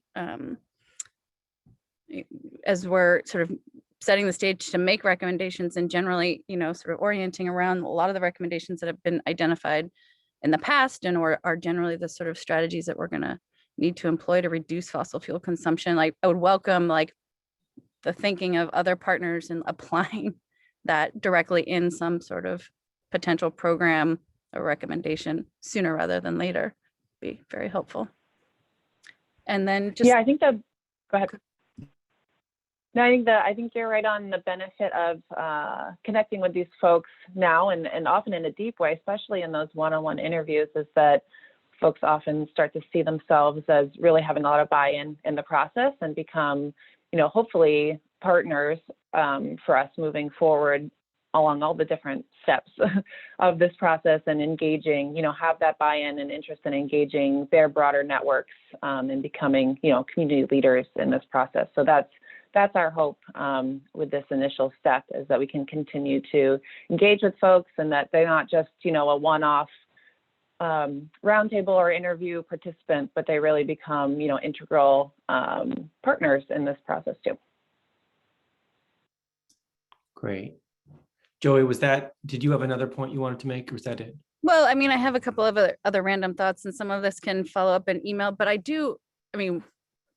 one thought in terms of different stakeholders that I had not thought about before, but like our congressional delegation, if they have leads on their teams of equity folks, I think it would be helpful to begin to get, Vermont thinking about this in the larger arenas of how we approach this. Like, I don't know if there's someone from Sanders, Leahy, or Welch's team who could be part of that, sort of one of those stakeholder groups, to help us think about that broadly and in terms of the conversations that are happening, thankfully, at the federal level related to climate justice, climate action. And then I just appreciating that I'm really looking forward to and appreciated the conversation this morning to the work of the Just Transition and the principles that they're coming up with, and very much appreciated Dr. Panikar's input, and also just recognizing, I feel that tension, and I also feel like this is going to be an iterative, like operationalized process that we're going to continue to do this work over time and hopefully do it better, but, do it in service of, the science of climate change. And, the scientists say we have, until 2030 to collectively reduce our combustion of fossil fuels globally. That's a big charge. And so I feel like doing our part and doing it well. And I'm very much appreciating the work that so many, especially Just Transition Subcommittee, put in to date, and looking forward to learning more and applying it further. Thanks, Joey. That's great. Okay, do we have other questions for Meredith or Sarika? Okay, one of the things, so I'm taking away, or Leslie Ann, please go ahead. Yeah, I just wanted to ask if, and I know you probably thought about this, but bringing in the cultural context within which you're doing a lot of the engagement and making sure, I know you've talked about the moving at the speed of trust, and I was just curious if maybe you could say a little bit, or if you've started thinking about how that might look in terms of making some of those contacts and carrying on some of those conversations in a way that's culturally sensitive and allow folks to sort of come to the table and bring their perspectives into the dynamic. Yeah, thank you so much for that question. I think it has a lot to do with who we're inviting, and if there are any relationships that are existing there that we can use to make a welcome, and also who facilitates the space and how they hold it in a way that is inclusive. So we'll be making sure that our facilitators are emphasizing that cultural inclusion piece in sort of the method of how the roundtables are held, and also even how we reach out and invite people, also the offering of some compensation for their time, just to show respect for people making time to share their thoughts with us. Okay, great. Chris? I guess that's is a question for the council. I'm not sure how you want to handle it, David, but my assumption is that this is good information for it to be gathered for the council through an intentional process and a methodical process. But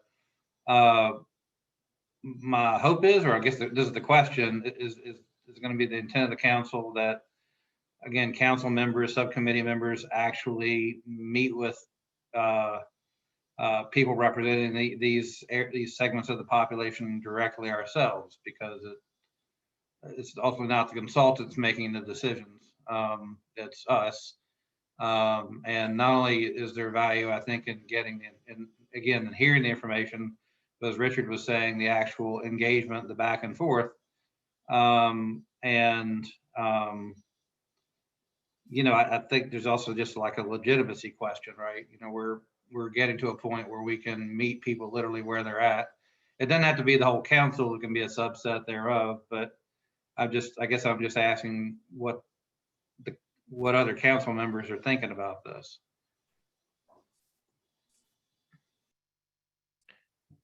Other council members, are you having thoughts about this?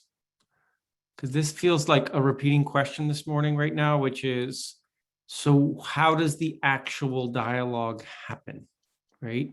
With you all, with your subcommittees, right? How is that actually going to happen?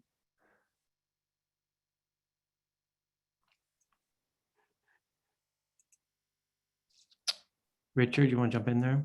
Well, I guess I've already spoken to this, and but I would hope that our consultants would have it on their to-do list to suggest some techniques and venues where that could happen. And if it's not, what I heard this morning is it's not in the first step and it's not in the second step, but it'll come later. And they're experts on community engagement, and I'm looking forward to seeing their recommendations. And I agree with Chris that it's important for us. I feel a responsibility to design solutions that meet the requirements of the statute to the best degree we can. And I also feel an obligation to do so in dialogue with Vermonters, and particularly vulnerable, low income, BIPOC, less frequently represented Vermonters. And that requires, in my opinion, respecting folks enough to sit down with them and engage in real dialogue. And just to follow up on that, is it fair to say, Sarika and Meredith, that when you talk about your climate and your stakeholder engagement plan, that plan will speak to that question of how does this feedback loop, how does this dialogue happen? Is that part of the plan as you see it? Yeah, that's going to be fleshed out in that draft public engagement plan that we're able to share with everyone after this first round of interviews and roundtables. And that will walk through all the different outreach materials that we'll be putting together, the online survey, as Sarika mentioned, the stakeholder dialogue process, the website content that we're going to help create, the way that this will be presented and talked about on the website, and also the online deliberation and voting platform that we're going to be launching too, which is a great way for us to engage with a broad section of the public as well. And also doesn't have to just be online. There's ways that we can do in-person outreach as long as public health guidelines allow to feed into that deliberation platform as well. So that's our goal, is to hear from the community at this first discovery phase, and then to share those different steps in more detail through that draft public engagement plan that we'll be able to share. Super, thanks. Okay, so I see some hands up. We really need to sort of round up this part of the conversation and get into some legislative updates from Secretary Moore, and then we'll look at the milestones, which is another way to do this. Commissioner Turney, and then Secretary Young, and then let's round up this conversation. Oh, I see Catherine too. But June, you want to go ahead? Very briefly, I want to underscore my support for what Chris and Richard have been saying. I think we are talking about the topic in multiple iterations. We have not squarely addressed it, and I think we need to see what the draft engagement plan presents us with. But it sounds like it's critical for us as members of the council to be directly engaged at some point with the folks we are trying to engage on behalf of or with, in order to ensure the legitimacy of this work product. If we're doing something that's truly novel and different, we need to do it in a manner that is truly novel and different. Technology will help us, but it's not a substitute for face-to-face contact. Thanks, June. Yeah. Secretary Young? I would echo all of that. And June, I think you hit the point I wanted to make is, online is not going to get us to all of the communities that we want to reach. And there might be something to be learned from the vaccination rollout and how we reach those hard to reach communities who are not inclined to come out, who are not inclined to be online and even, be aware of the conversations that are ongoing. So I think we've got some lesson learned opportunities and Secretary Moore and I can maybe talk to the teams who are rolling that out and get some pointers and pass them on. Thanks. Helpful. Catherine, Abby, some quick follow-up, and then we'll shift gears. I just wanted to ask if the public engagement plan will include the support that will be given to subcommittees to help us do outreach, recognizing that many of us are struggling to just get done what we already have on our plates. I'm wondering if there's going to be details in there about how we will be helped to do that sort of engagement. I'll definitely make note of that. Yeah, I think part of that piece will be, part of the outreach materials will be a lot of language that can be used to help with that process, but I'll make a note of that for sure. Great. Yep. And my team as well has time dedicated to help as well. Okay. Great. All right. June, I assume that's an old hand of yours. Yeah. Okay. Abby? Yeah, thanks. I just wanted to say I deeply appreciate, and I think it's a really wonderful sign that we're in the place where we want to be engaged in thoughtful dialogue with impacted communities. But I think that the point that Rise is trying to make, and correct me if I'm wrong, and what I've witnessed before in my own work is that the trust is not there at this moment. And certain people showing up in those rooms will mean that the candor will not be there. I can just guarantee that. And so I think this is a part of the learning journey that a lot of us are on, is that we sometimes cannot be in the room. I think I hope that this process will build forward relational abilities that will allow for those dialogues, hopefully in the fall.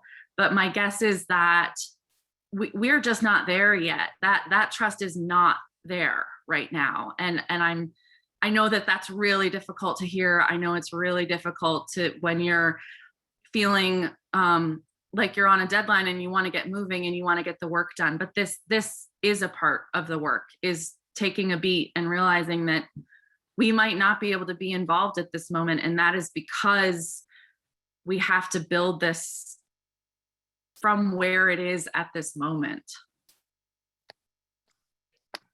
Thanks, Abby. Thank you so much for that, Abby. And I'm hearing so loudly and so clearly a desire to hear community voices directly. So in our conversations with CBI and Jane, we are going to think about that. We will definitely be thinking about that as we build the plan. And Catherine, I appreciate your feedback about co-creation and not feeling it yet. So we're going to take that feedback. We take it to heart, and we'll come back to you with some more ideas to see how that can happen. I think this still might be the best strategy for this first level of informing the actual strategy, so that people do feel that they can speak as candidly as possible. But that doesn't preclude other opportunities in the future. So we'll come back to you after thinking that through. Great. Okay. Great. Hey, David, can I ask an odd question? Yeah, sure. If it's quick. So, yeah. So, Sarika, I appreciate. Yeah, I agree with what you just said. Part of what it just occurs to me, so I want to ask the question. Richard and I kind of started this rolling, and we're getting to the most privileged people on this panel. We're all pretty much coming from places of privilege. Is this desire to engage directly? I mean, I don't know. I just want to know: are we coming at this the right way, or are we coming from a position of privilege, saying we want to engage directly, we want to hear what you have to say? I just want to kind of do a privilege check here for a second to make sure that I don't know, kind of this more traditional sense of wanting to engage directly with folk is the best procedure. So I just wanted to, I don't know the answer to that. I'm not trying to be provocative. Well, I guess I am trying to be provocative, trying to figure out what the answer is. I think that authentic curiosity to hear voices is a very healthy impulse. I think the way that it's done is very important. And I think we're going to ask you to trust us on this first step here and think about how we can continue to build connection and trust so that more voices can be heard in a way that is respectful, reciprocal, healthy, and builds relationship and not causing harm or diminishing trust with the process. Great. Okay. So before we look at those milestones that are related to this conversation as well, we wanted to do a quick pause because there have been quite a few developments in the legislative session that are related to our work. And Secretary Moore was going to just give us the super highlights of it's really important you are aware of piece of what's been going on, just to level set. And then we'll finish up looking at our own milestones and seeing how we're feeling about it. So Secretary Moore, if you want to just give us a walkthrough of what you think is really important that we all understand.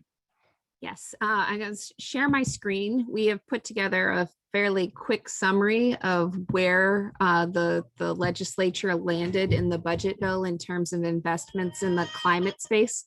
I apologize. I have some very noisy chickens in the background right now. Hopefully they won't drown me out. But just to give folks a sense, it's different than the package I had shared, which was the governor's recommend at our last meeting, but of a fairly similar magnitude in terms of the level of investment that's been proposed.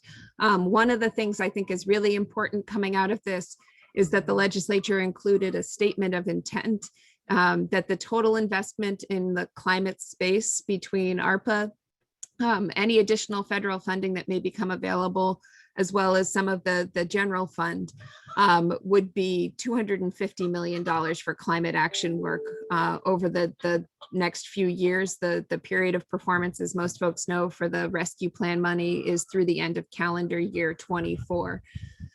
So in the current year budget, there is money for electric vehicle incentives. This chart says infrastructure, but I think it's really about the purchases of vehicles as opposed to the charging infrastructure by and large, and we'll go back and confirm that.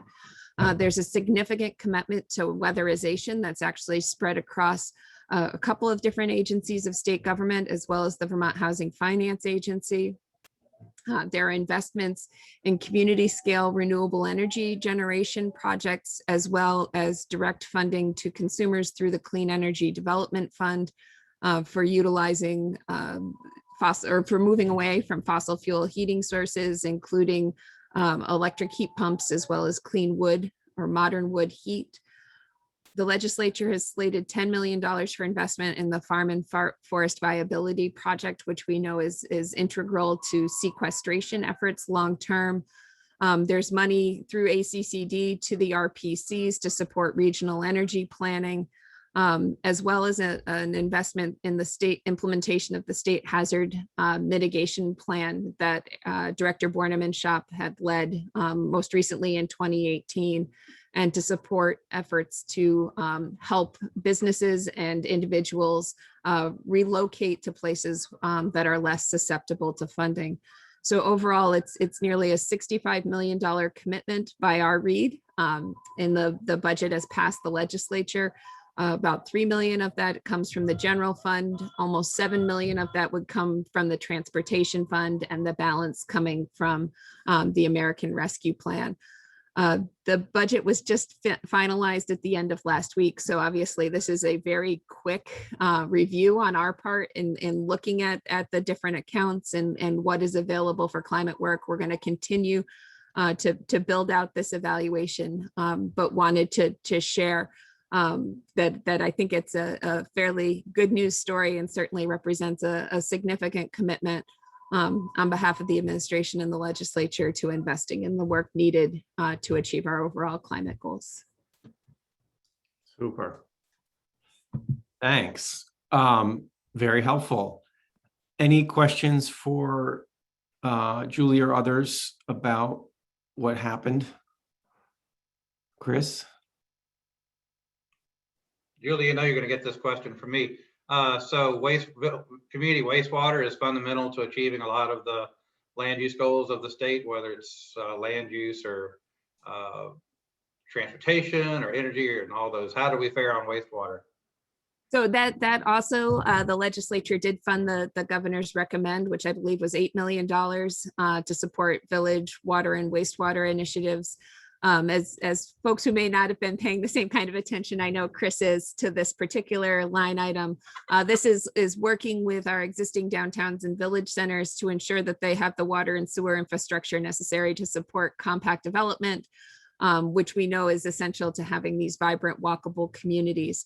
And I think, Chris, that you raise a really good and sort of larger point, is that there are a lot of ways to look at where we sort of draw a boundary around what's climate action and what fits into would fit into a different category.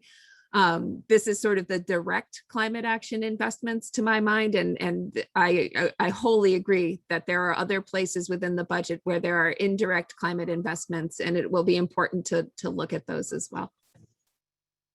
Great, thanks. Okay. Excellent. All right. Thanks for that update. Things are happening. Okay. Let's do this final conversation around our milestones. Jane's put together a PowerPoint. It's actually linked into the agenda. So if anybody's following along online, you can just type a link from the agenda. Jane, do you want to pull that up and walk us through the implications of and the logic behind this timeline?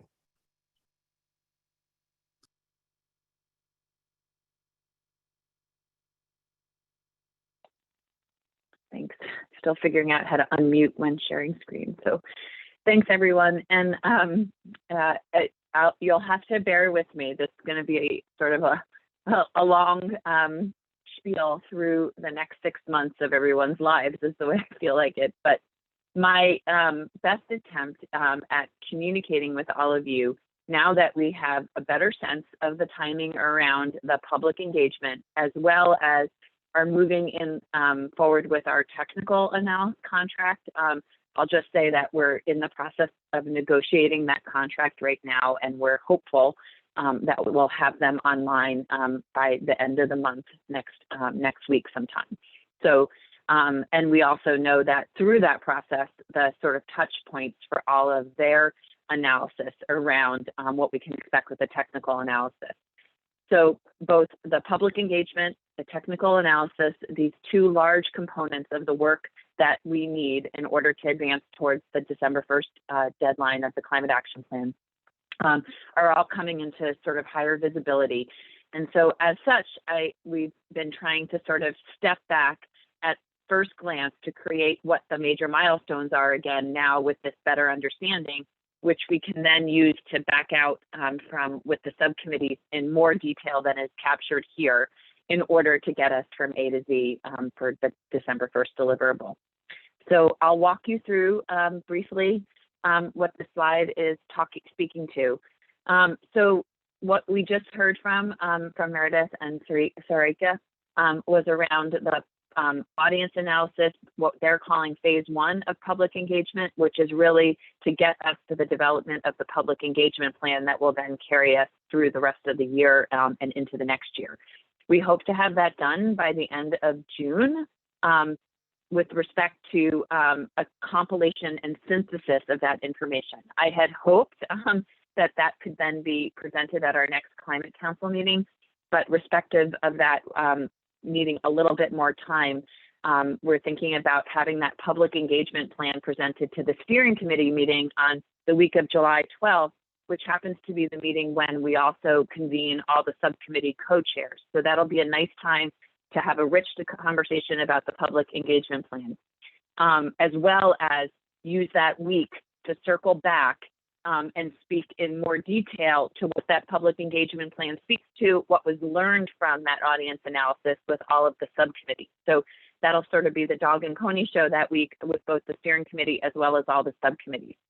Before we get there, since we weren't able to have that at the Climate Council meeting, trying to just take a step back and think about some milestones for the actual Climate Council meeting in June, we will have quite a few components of the technical analysis ready to roll out. And we'll be able to have a presentation and a discussion around what that's telling us with respect to how it informs the climate action plan. Some of those components will be completed as part of the ongoing work that the Public Service Department is leading with the Department of Environmental Conservation at the agency around sort of the business as usual model. And we'll also could be complete with the critique of the greenhouse gas inventory, the way we do it, as well as the carbon budget. We are really on task with our consultants to move quickly on some of the components of that work. For July 26th, for that Climate Council meeting, the subcommittees will be expected to present and speak to their suite of strategies that then will move into the public engagement, that phase 2 of the public engagement plan. And we've already been starting to speak about this timeline and the July timeline with all the subcommittees and how they work to meet packaging up their strategies and what that'll mean for them over the course of the next few weeks to pull that together. Unfortunately, it leads to a challenging time for sort of the testing and speaking to that phase 2 of engagement for the strategies really happening in the summer months. But that's sort of just the way the nature of the work is, the cards of the deck are sort of falling to the ground. And so the phase 2 engagement, the testing of those strategies in order to get informed responses from the public will happen over the summer. At the same time, subcommittees will be working to take their strategies and further refine those to meet the recommendations that will be needed to implement the broader strategies. The August 23rd meeting will really be a spot to feature and present the sectors and the pathways analysis done by the technical consultants. That will be sort of the packaging of that work in order to then take that and move into some of the further modeling needs over the fall, which is really focused on the economic components of the work. I want to highlight that after August 23rd, as we all come back recharged from summer vacation, that I suspect the way that I have mapped this out then through the fall, we will need to move to bi-weekly council meetings. We've been thinking about how and when the role of the council becomes really more in digesting work out of the subcommittees. And really, I see fall as this critical time where we're going to be needing to meet more often, processing the work out of the subcommittees and giving clear direction so that we'll be able to package the work in a timely manner. So after August, 2 weeks later, the idea is that we would meet as a full council on September 13th, subject to discussion and approval by all of you. But the way I've mapped it out is 2 weeks later, we'll meet on September 13th as a full council and hopefully have that presentation of synthesis of what the public engagement work over the summer told us about the bucket of strategies that was put forward. At the end of September, we hope to have some preliminary economic modeling back from the consultants to further inform those strategies and recommendations. But we know that that will only be preliminary, that we don't expect to have that till the end of October in actuality from the consultants. I think that by October 11th, we'll have to have a final suite of strategies and recommendations. And at that point, we'll actually have to also take it to the level of including financing options to present to the Climate Council. October 25th, we'll have to package up rules to be adopted and presented to the full Climate Council. And we'll also have that final economic modeling and back, as well as the first look at the monitoring and assessment framework from the consultants. November 8th, 2 weeks later, we'll have a climate action plan draft that will be presented to the full council. And then we'll have less than a month to revise and consider revisions as a full council for us to adopt what we're calling the initial comprehensive climate action plan by December 1st, as we're obligated to do. That won't be the end. This won't be the beginning. That won't be the end of public engagement. We've been doing public engagement all along on the spectrum. And we've also been thinking about what the winter will look like to continue packaging and presenting to the public that comprehensive climate action plan for synthesis and consideration by the Vermont public.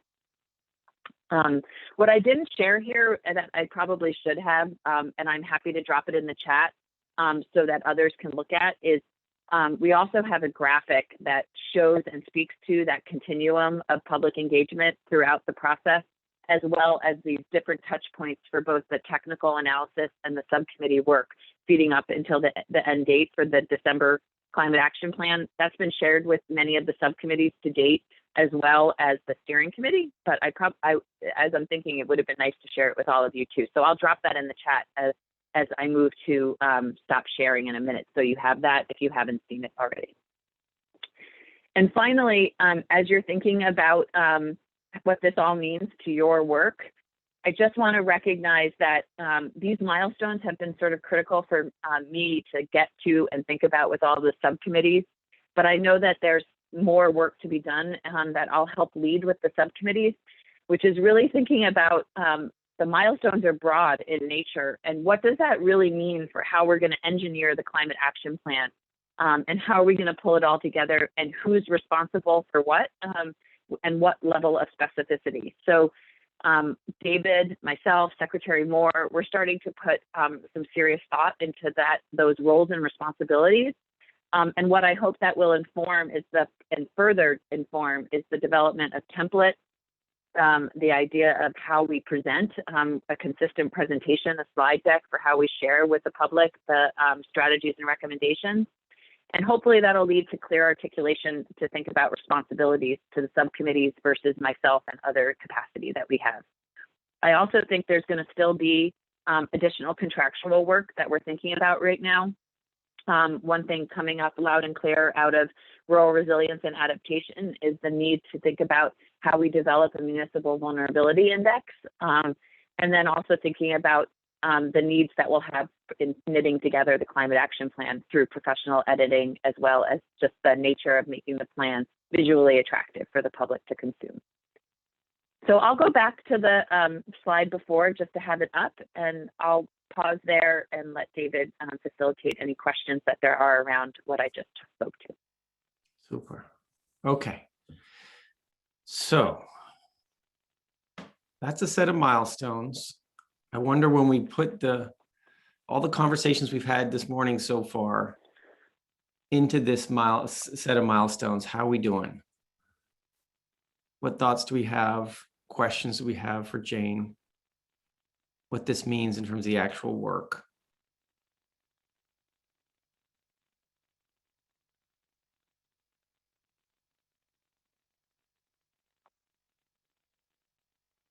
Joey?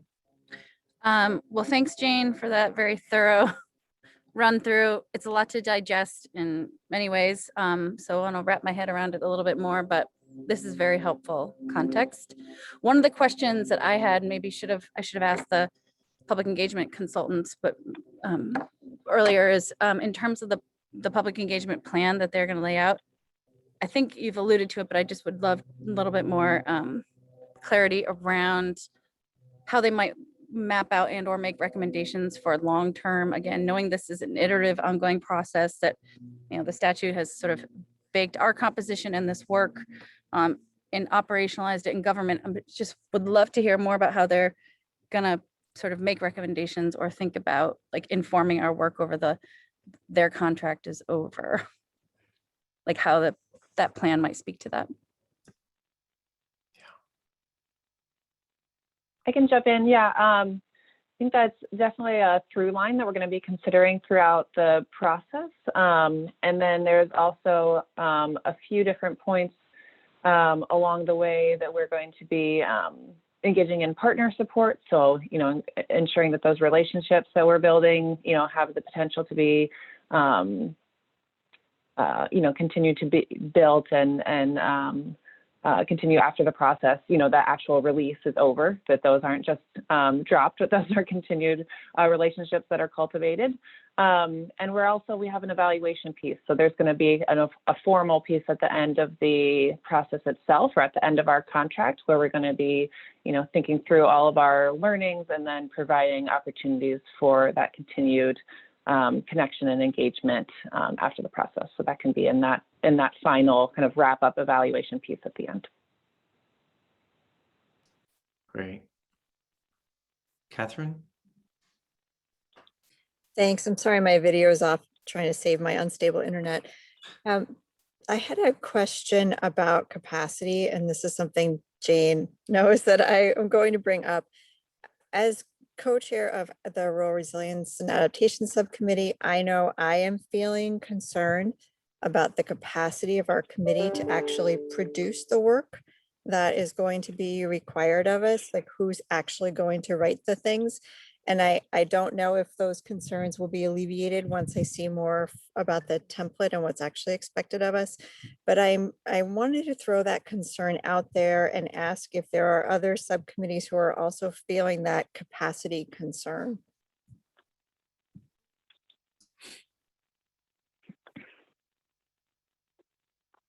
How are people feeling? Richard?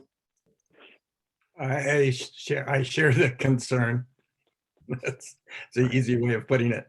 I am hopeful that the technical consultants who recently, who look like they will soon be on board, will be able to do some heavy lifting for our committee. And if that's not the case, then I'm even more concerned. Yeah. How are others feeling? I see some nodding heads. Commissioner Turney? Same here. This goes to the point I was making earlier, notwithstanding the legislative mandate for us to get this done. I think there's a disconnect between the expectation that we're going to deliver this on schedule and the reality of what it means to do that. And it's going to make itself felt right here. This is where the rubber meets the road. I know my agency is straining under the double burden of doing this work and the comprehensive energy plan at the same time. That is why I've been bringing this issue up over and over again. Yeah.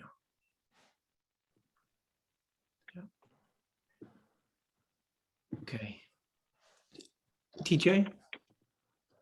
Yeah, I'll just share as a co-chair of the Science and Data Committee that we're also concerned, and I'll just point out that I think a lot of the technical analysis that the consultant is doing that will kind of run through our committee, greenhouse gas inventory, recommendations, climate modeling, what are we actually planning for? When that's all done on the July timeframe, if it can get done by then there's not an opportunity for other subcommittees to actually incorporate that into the recommendations that they also have due in July. So sharing the concern not only with the capacity of our subcommittee, but also how that work will translate into and inform the work of other subcommittees. Right. Abby?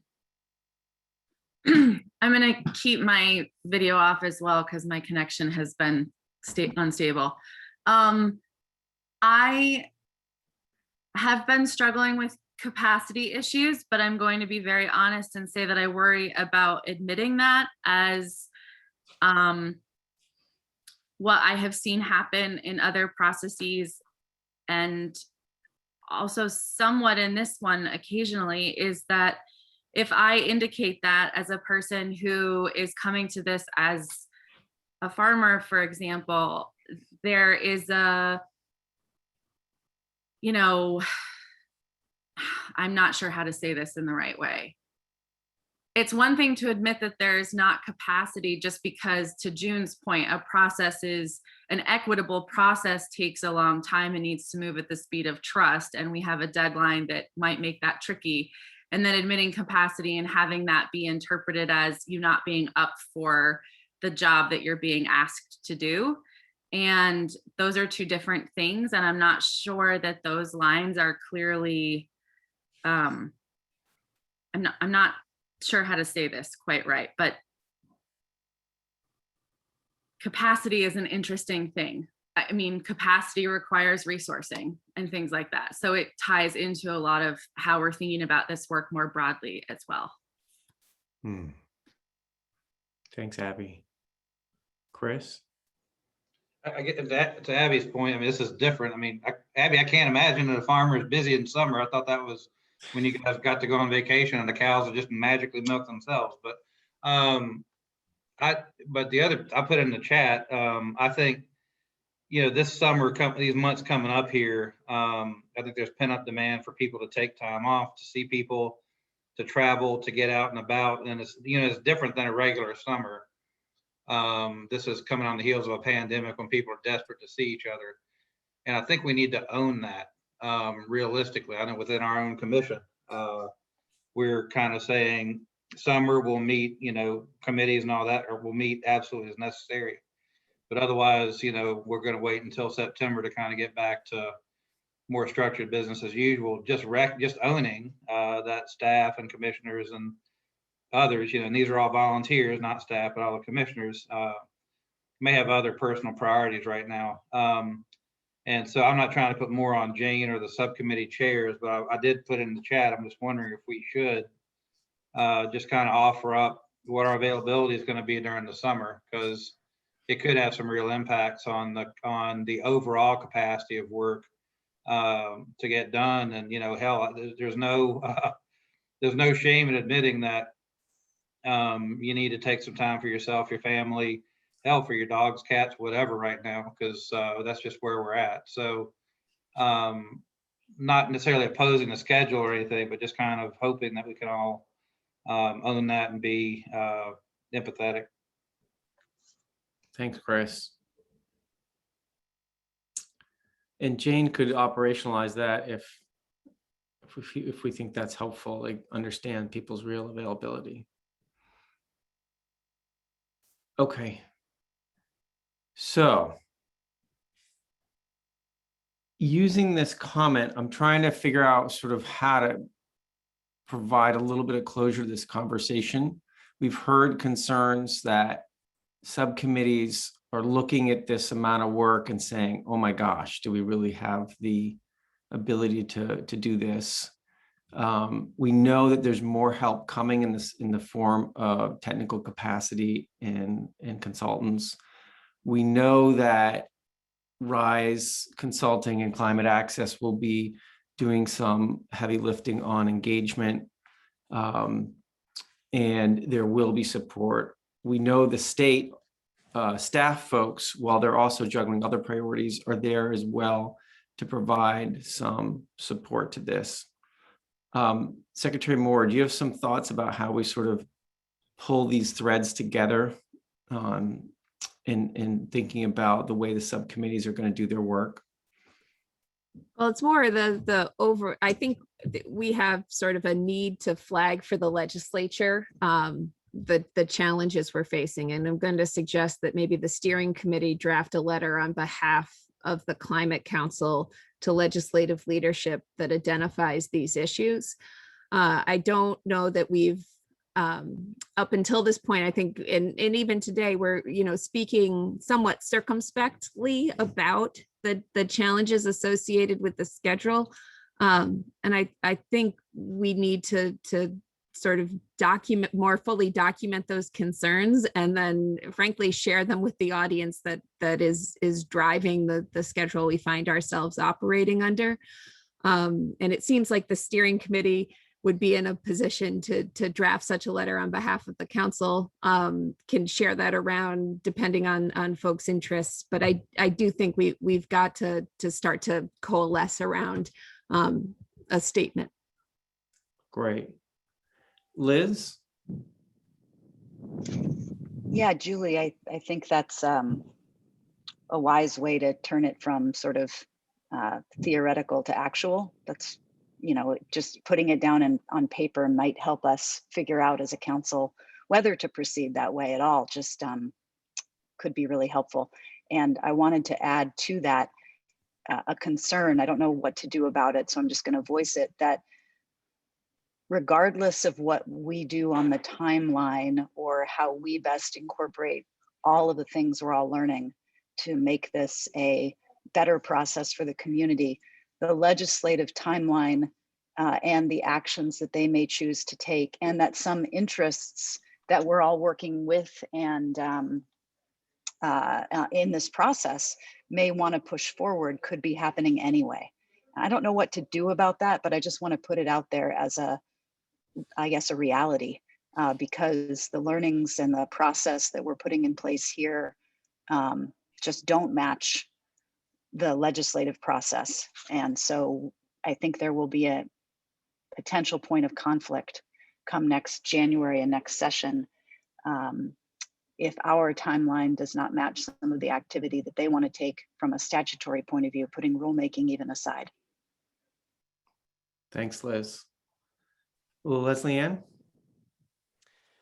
Yes, I just wanted to go back to one thing that Julie just mentioned, and I think it's the fact that everybody sits in a different place of privilege, a different place of being able to share and to honestly speak what's taking place for them. And so we've heard from some of our members around the Hollywood squares here, but we haven't heard from everybody, and it's because some people are just unable to share fully.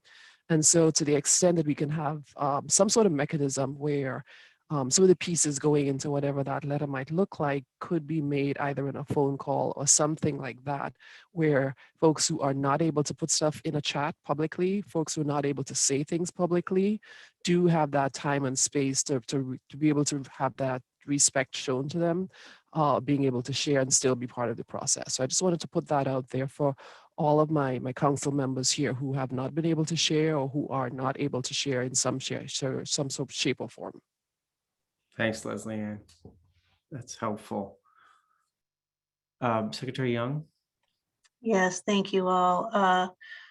On the issue of capacity, as I've been listening and hearing about all of the contracts that are going in place and the many different facets of the work, as a first step for me, if it's already here, I apologize, but first step for me might be, what contractors do we have to build capacity?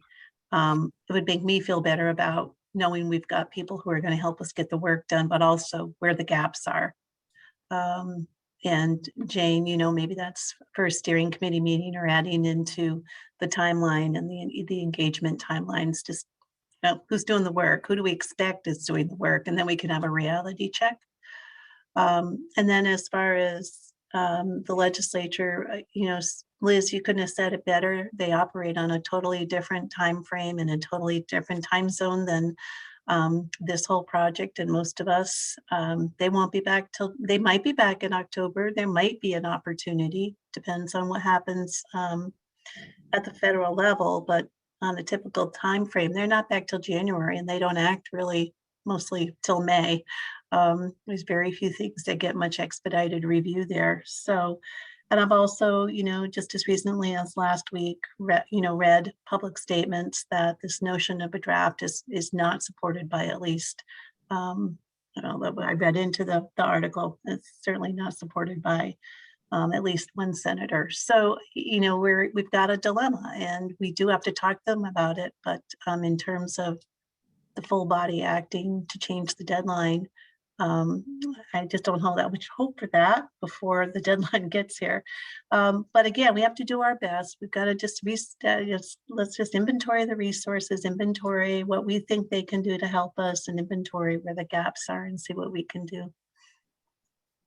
Thanks, Secretary Young.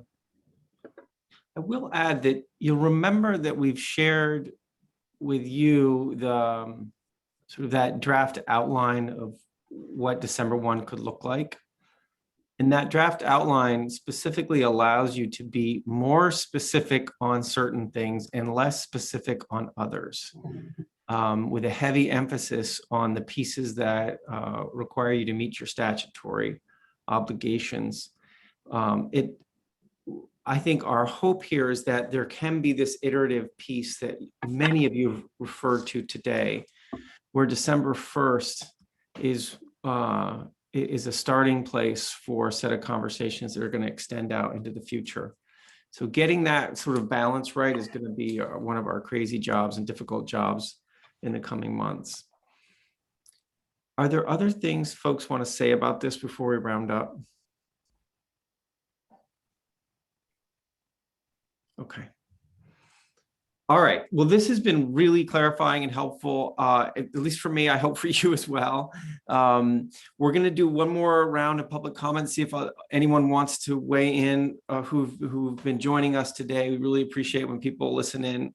So I'll open up the mic here. If folks who are members of the public who are joining us today would like to say something, please raise your hand in the Zoom function. I will note there is one question in this Q&A function, which I didn't realize we actually had turned on. But there's a question from, it's from Amanda, who is helping in the Just Transitions subcommittee, asking if the roundtables could a minimum be recorded so that Climate Council members can at least hear the full discussion. And so, Sarika, I don't know if you're still on the line. I'm here. Okay, I can great. take that. Yeah. Yeah, I know there's a reluctance to do that. So how are you feeling about that? I believe we'll be recording it for our own note-taking purposes, and so we can capture those good quotes that come in. But I think at this point, our intention is for those to be anonymous. So I don't believe we'll be sharing the actual recordings just to maintain that anonymity. But we will be doing, a summary of wrapping up those key findings. I think that there was that suggestion to go back and check with the participants to make sure that we were representing them correctly. But at this point, I don't believe we'll be making those recordings, the recording itself, available. Okay. Thanks, Meredith. All right, members of the public, anybody want to feel free to raise your hand. Happy to have some public comment now. Okay. So I'm not seeing members of the public raise up their hands. All right, so with that, let's, yes. And I think I know what Secretary Moore wants to talk about. Secretary Moore, let me turn it over to you, and then we'll finish up with next steps. Thanks, David. I just wanted to acknowledge the email that Leslie Ann had sent around last week indicating that she was going to be stepping down as co-chair of the Science and Data Committee, and honor the enormous value and sort of the irreplaceable expertise that she's brought to bear. And just I want to express my commitment to doing what I can to ensure that your expertise continues to be brought to bear in this process. It is important and frankly critical. And I'm appreciative of the time you've given thus far and hope that we can continue to tap into you because the state climatologist is absolutely an essential role in the overall work we need to do here, and just didn't want to let that pass without acknowledging the gap I'm concerned this leaves us with, but my hope and frankly my determination to continue to engage with you, Leslie Ann, as we move through the process. Thank you, Julie. Really kind words, really appreciate hearing that, and definitely look forward to continuing to work with everybody on the council. So thank you. Great. Okay. Great. All right. So with that, let's do some final wrap up and next steps.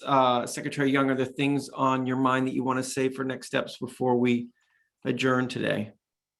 Well, first and foremost is our last conversation about making sure everybody feels comfortable with the resources and the capacity, and maybe taking a little deeper dive into each of the component parts and the contracts we're going to have in place, and divvying up the responsibilities we expect, them to take over, and where we have the gaps is first and foremost on my mind.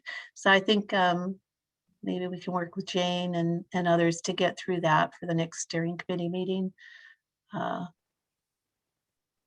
and maybe bring some level of comfort. If not, then we'll course correct and try to find other solutions. Great. Okay. So I thank everybody for their time today. It was a very good meeting, and I think it was very, very fruitful. Yeah, absolutely. And there's some big questions that were raised today that are important questions around how does dialogue actually happen? How does the feedback loop happen? How does all this work? And those are questions that we need to carry forward in our next conversations about all this. Abby? Sorry, I'll try to be quick. This is an uncomfortable thing for me to bring up, but I'm just going to do it because that's what I seem to just do. So I have heard that the resources have been slow to be uptaken. What am I trying to say? I haven't put in for my compensation from this.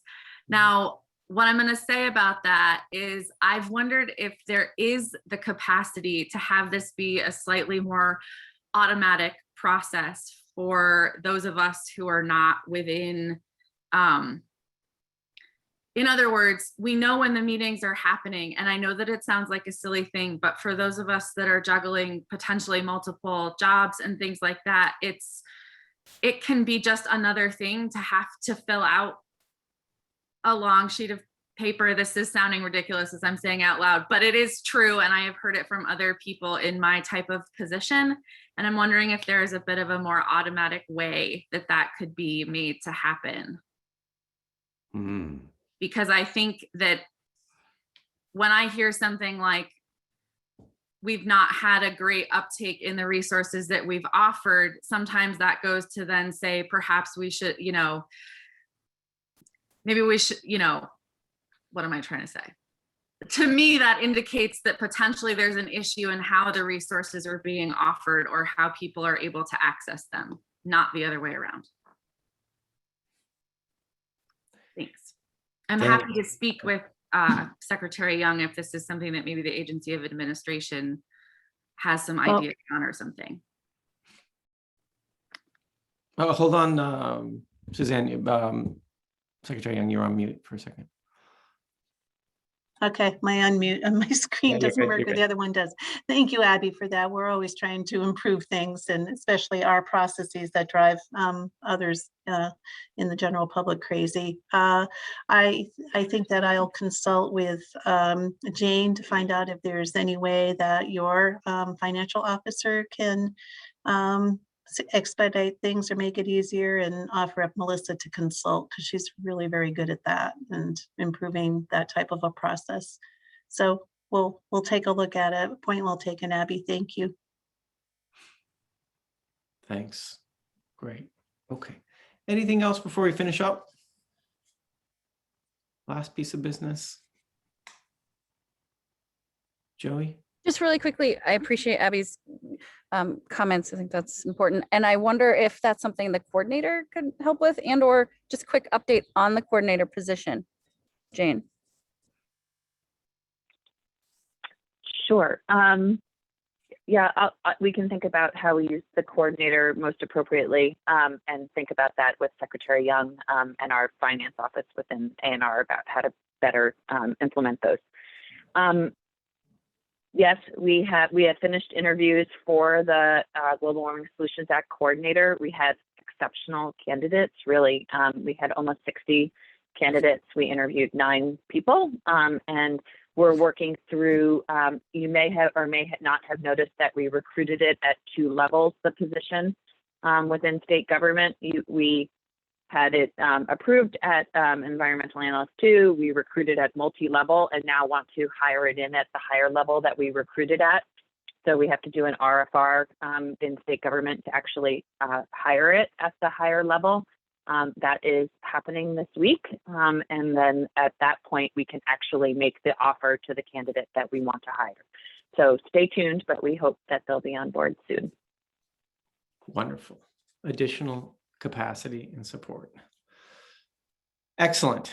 Okay. All right, folks, I think we're done. Thank you for this great conversation. We know that all the substantive work is happening inside the subcommittees right now, right? So we as a council have been very focused on these more process type conversations because all that substantive work is going on in the subcommittee level and will be going on in the subcommittee level in the coming weeks as well. And thank you for doing both at the same time, process and substance. We'll see you all together like this in a month. However, you're always welcome to join in on the steering committee calls. Those are publicly noticed and on the website like everything else. So you're welcome to do there, and we'll see you in the subcommittees doing your work. All right. Take care, everybody. Have a great week.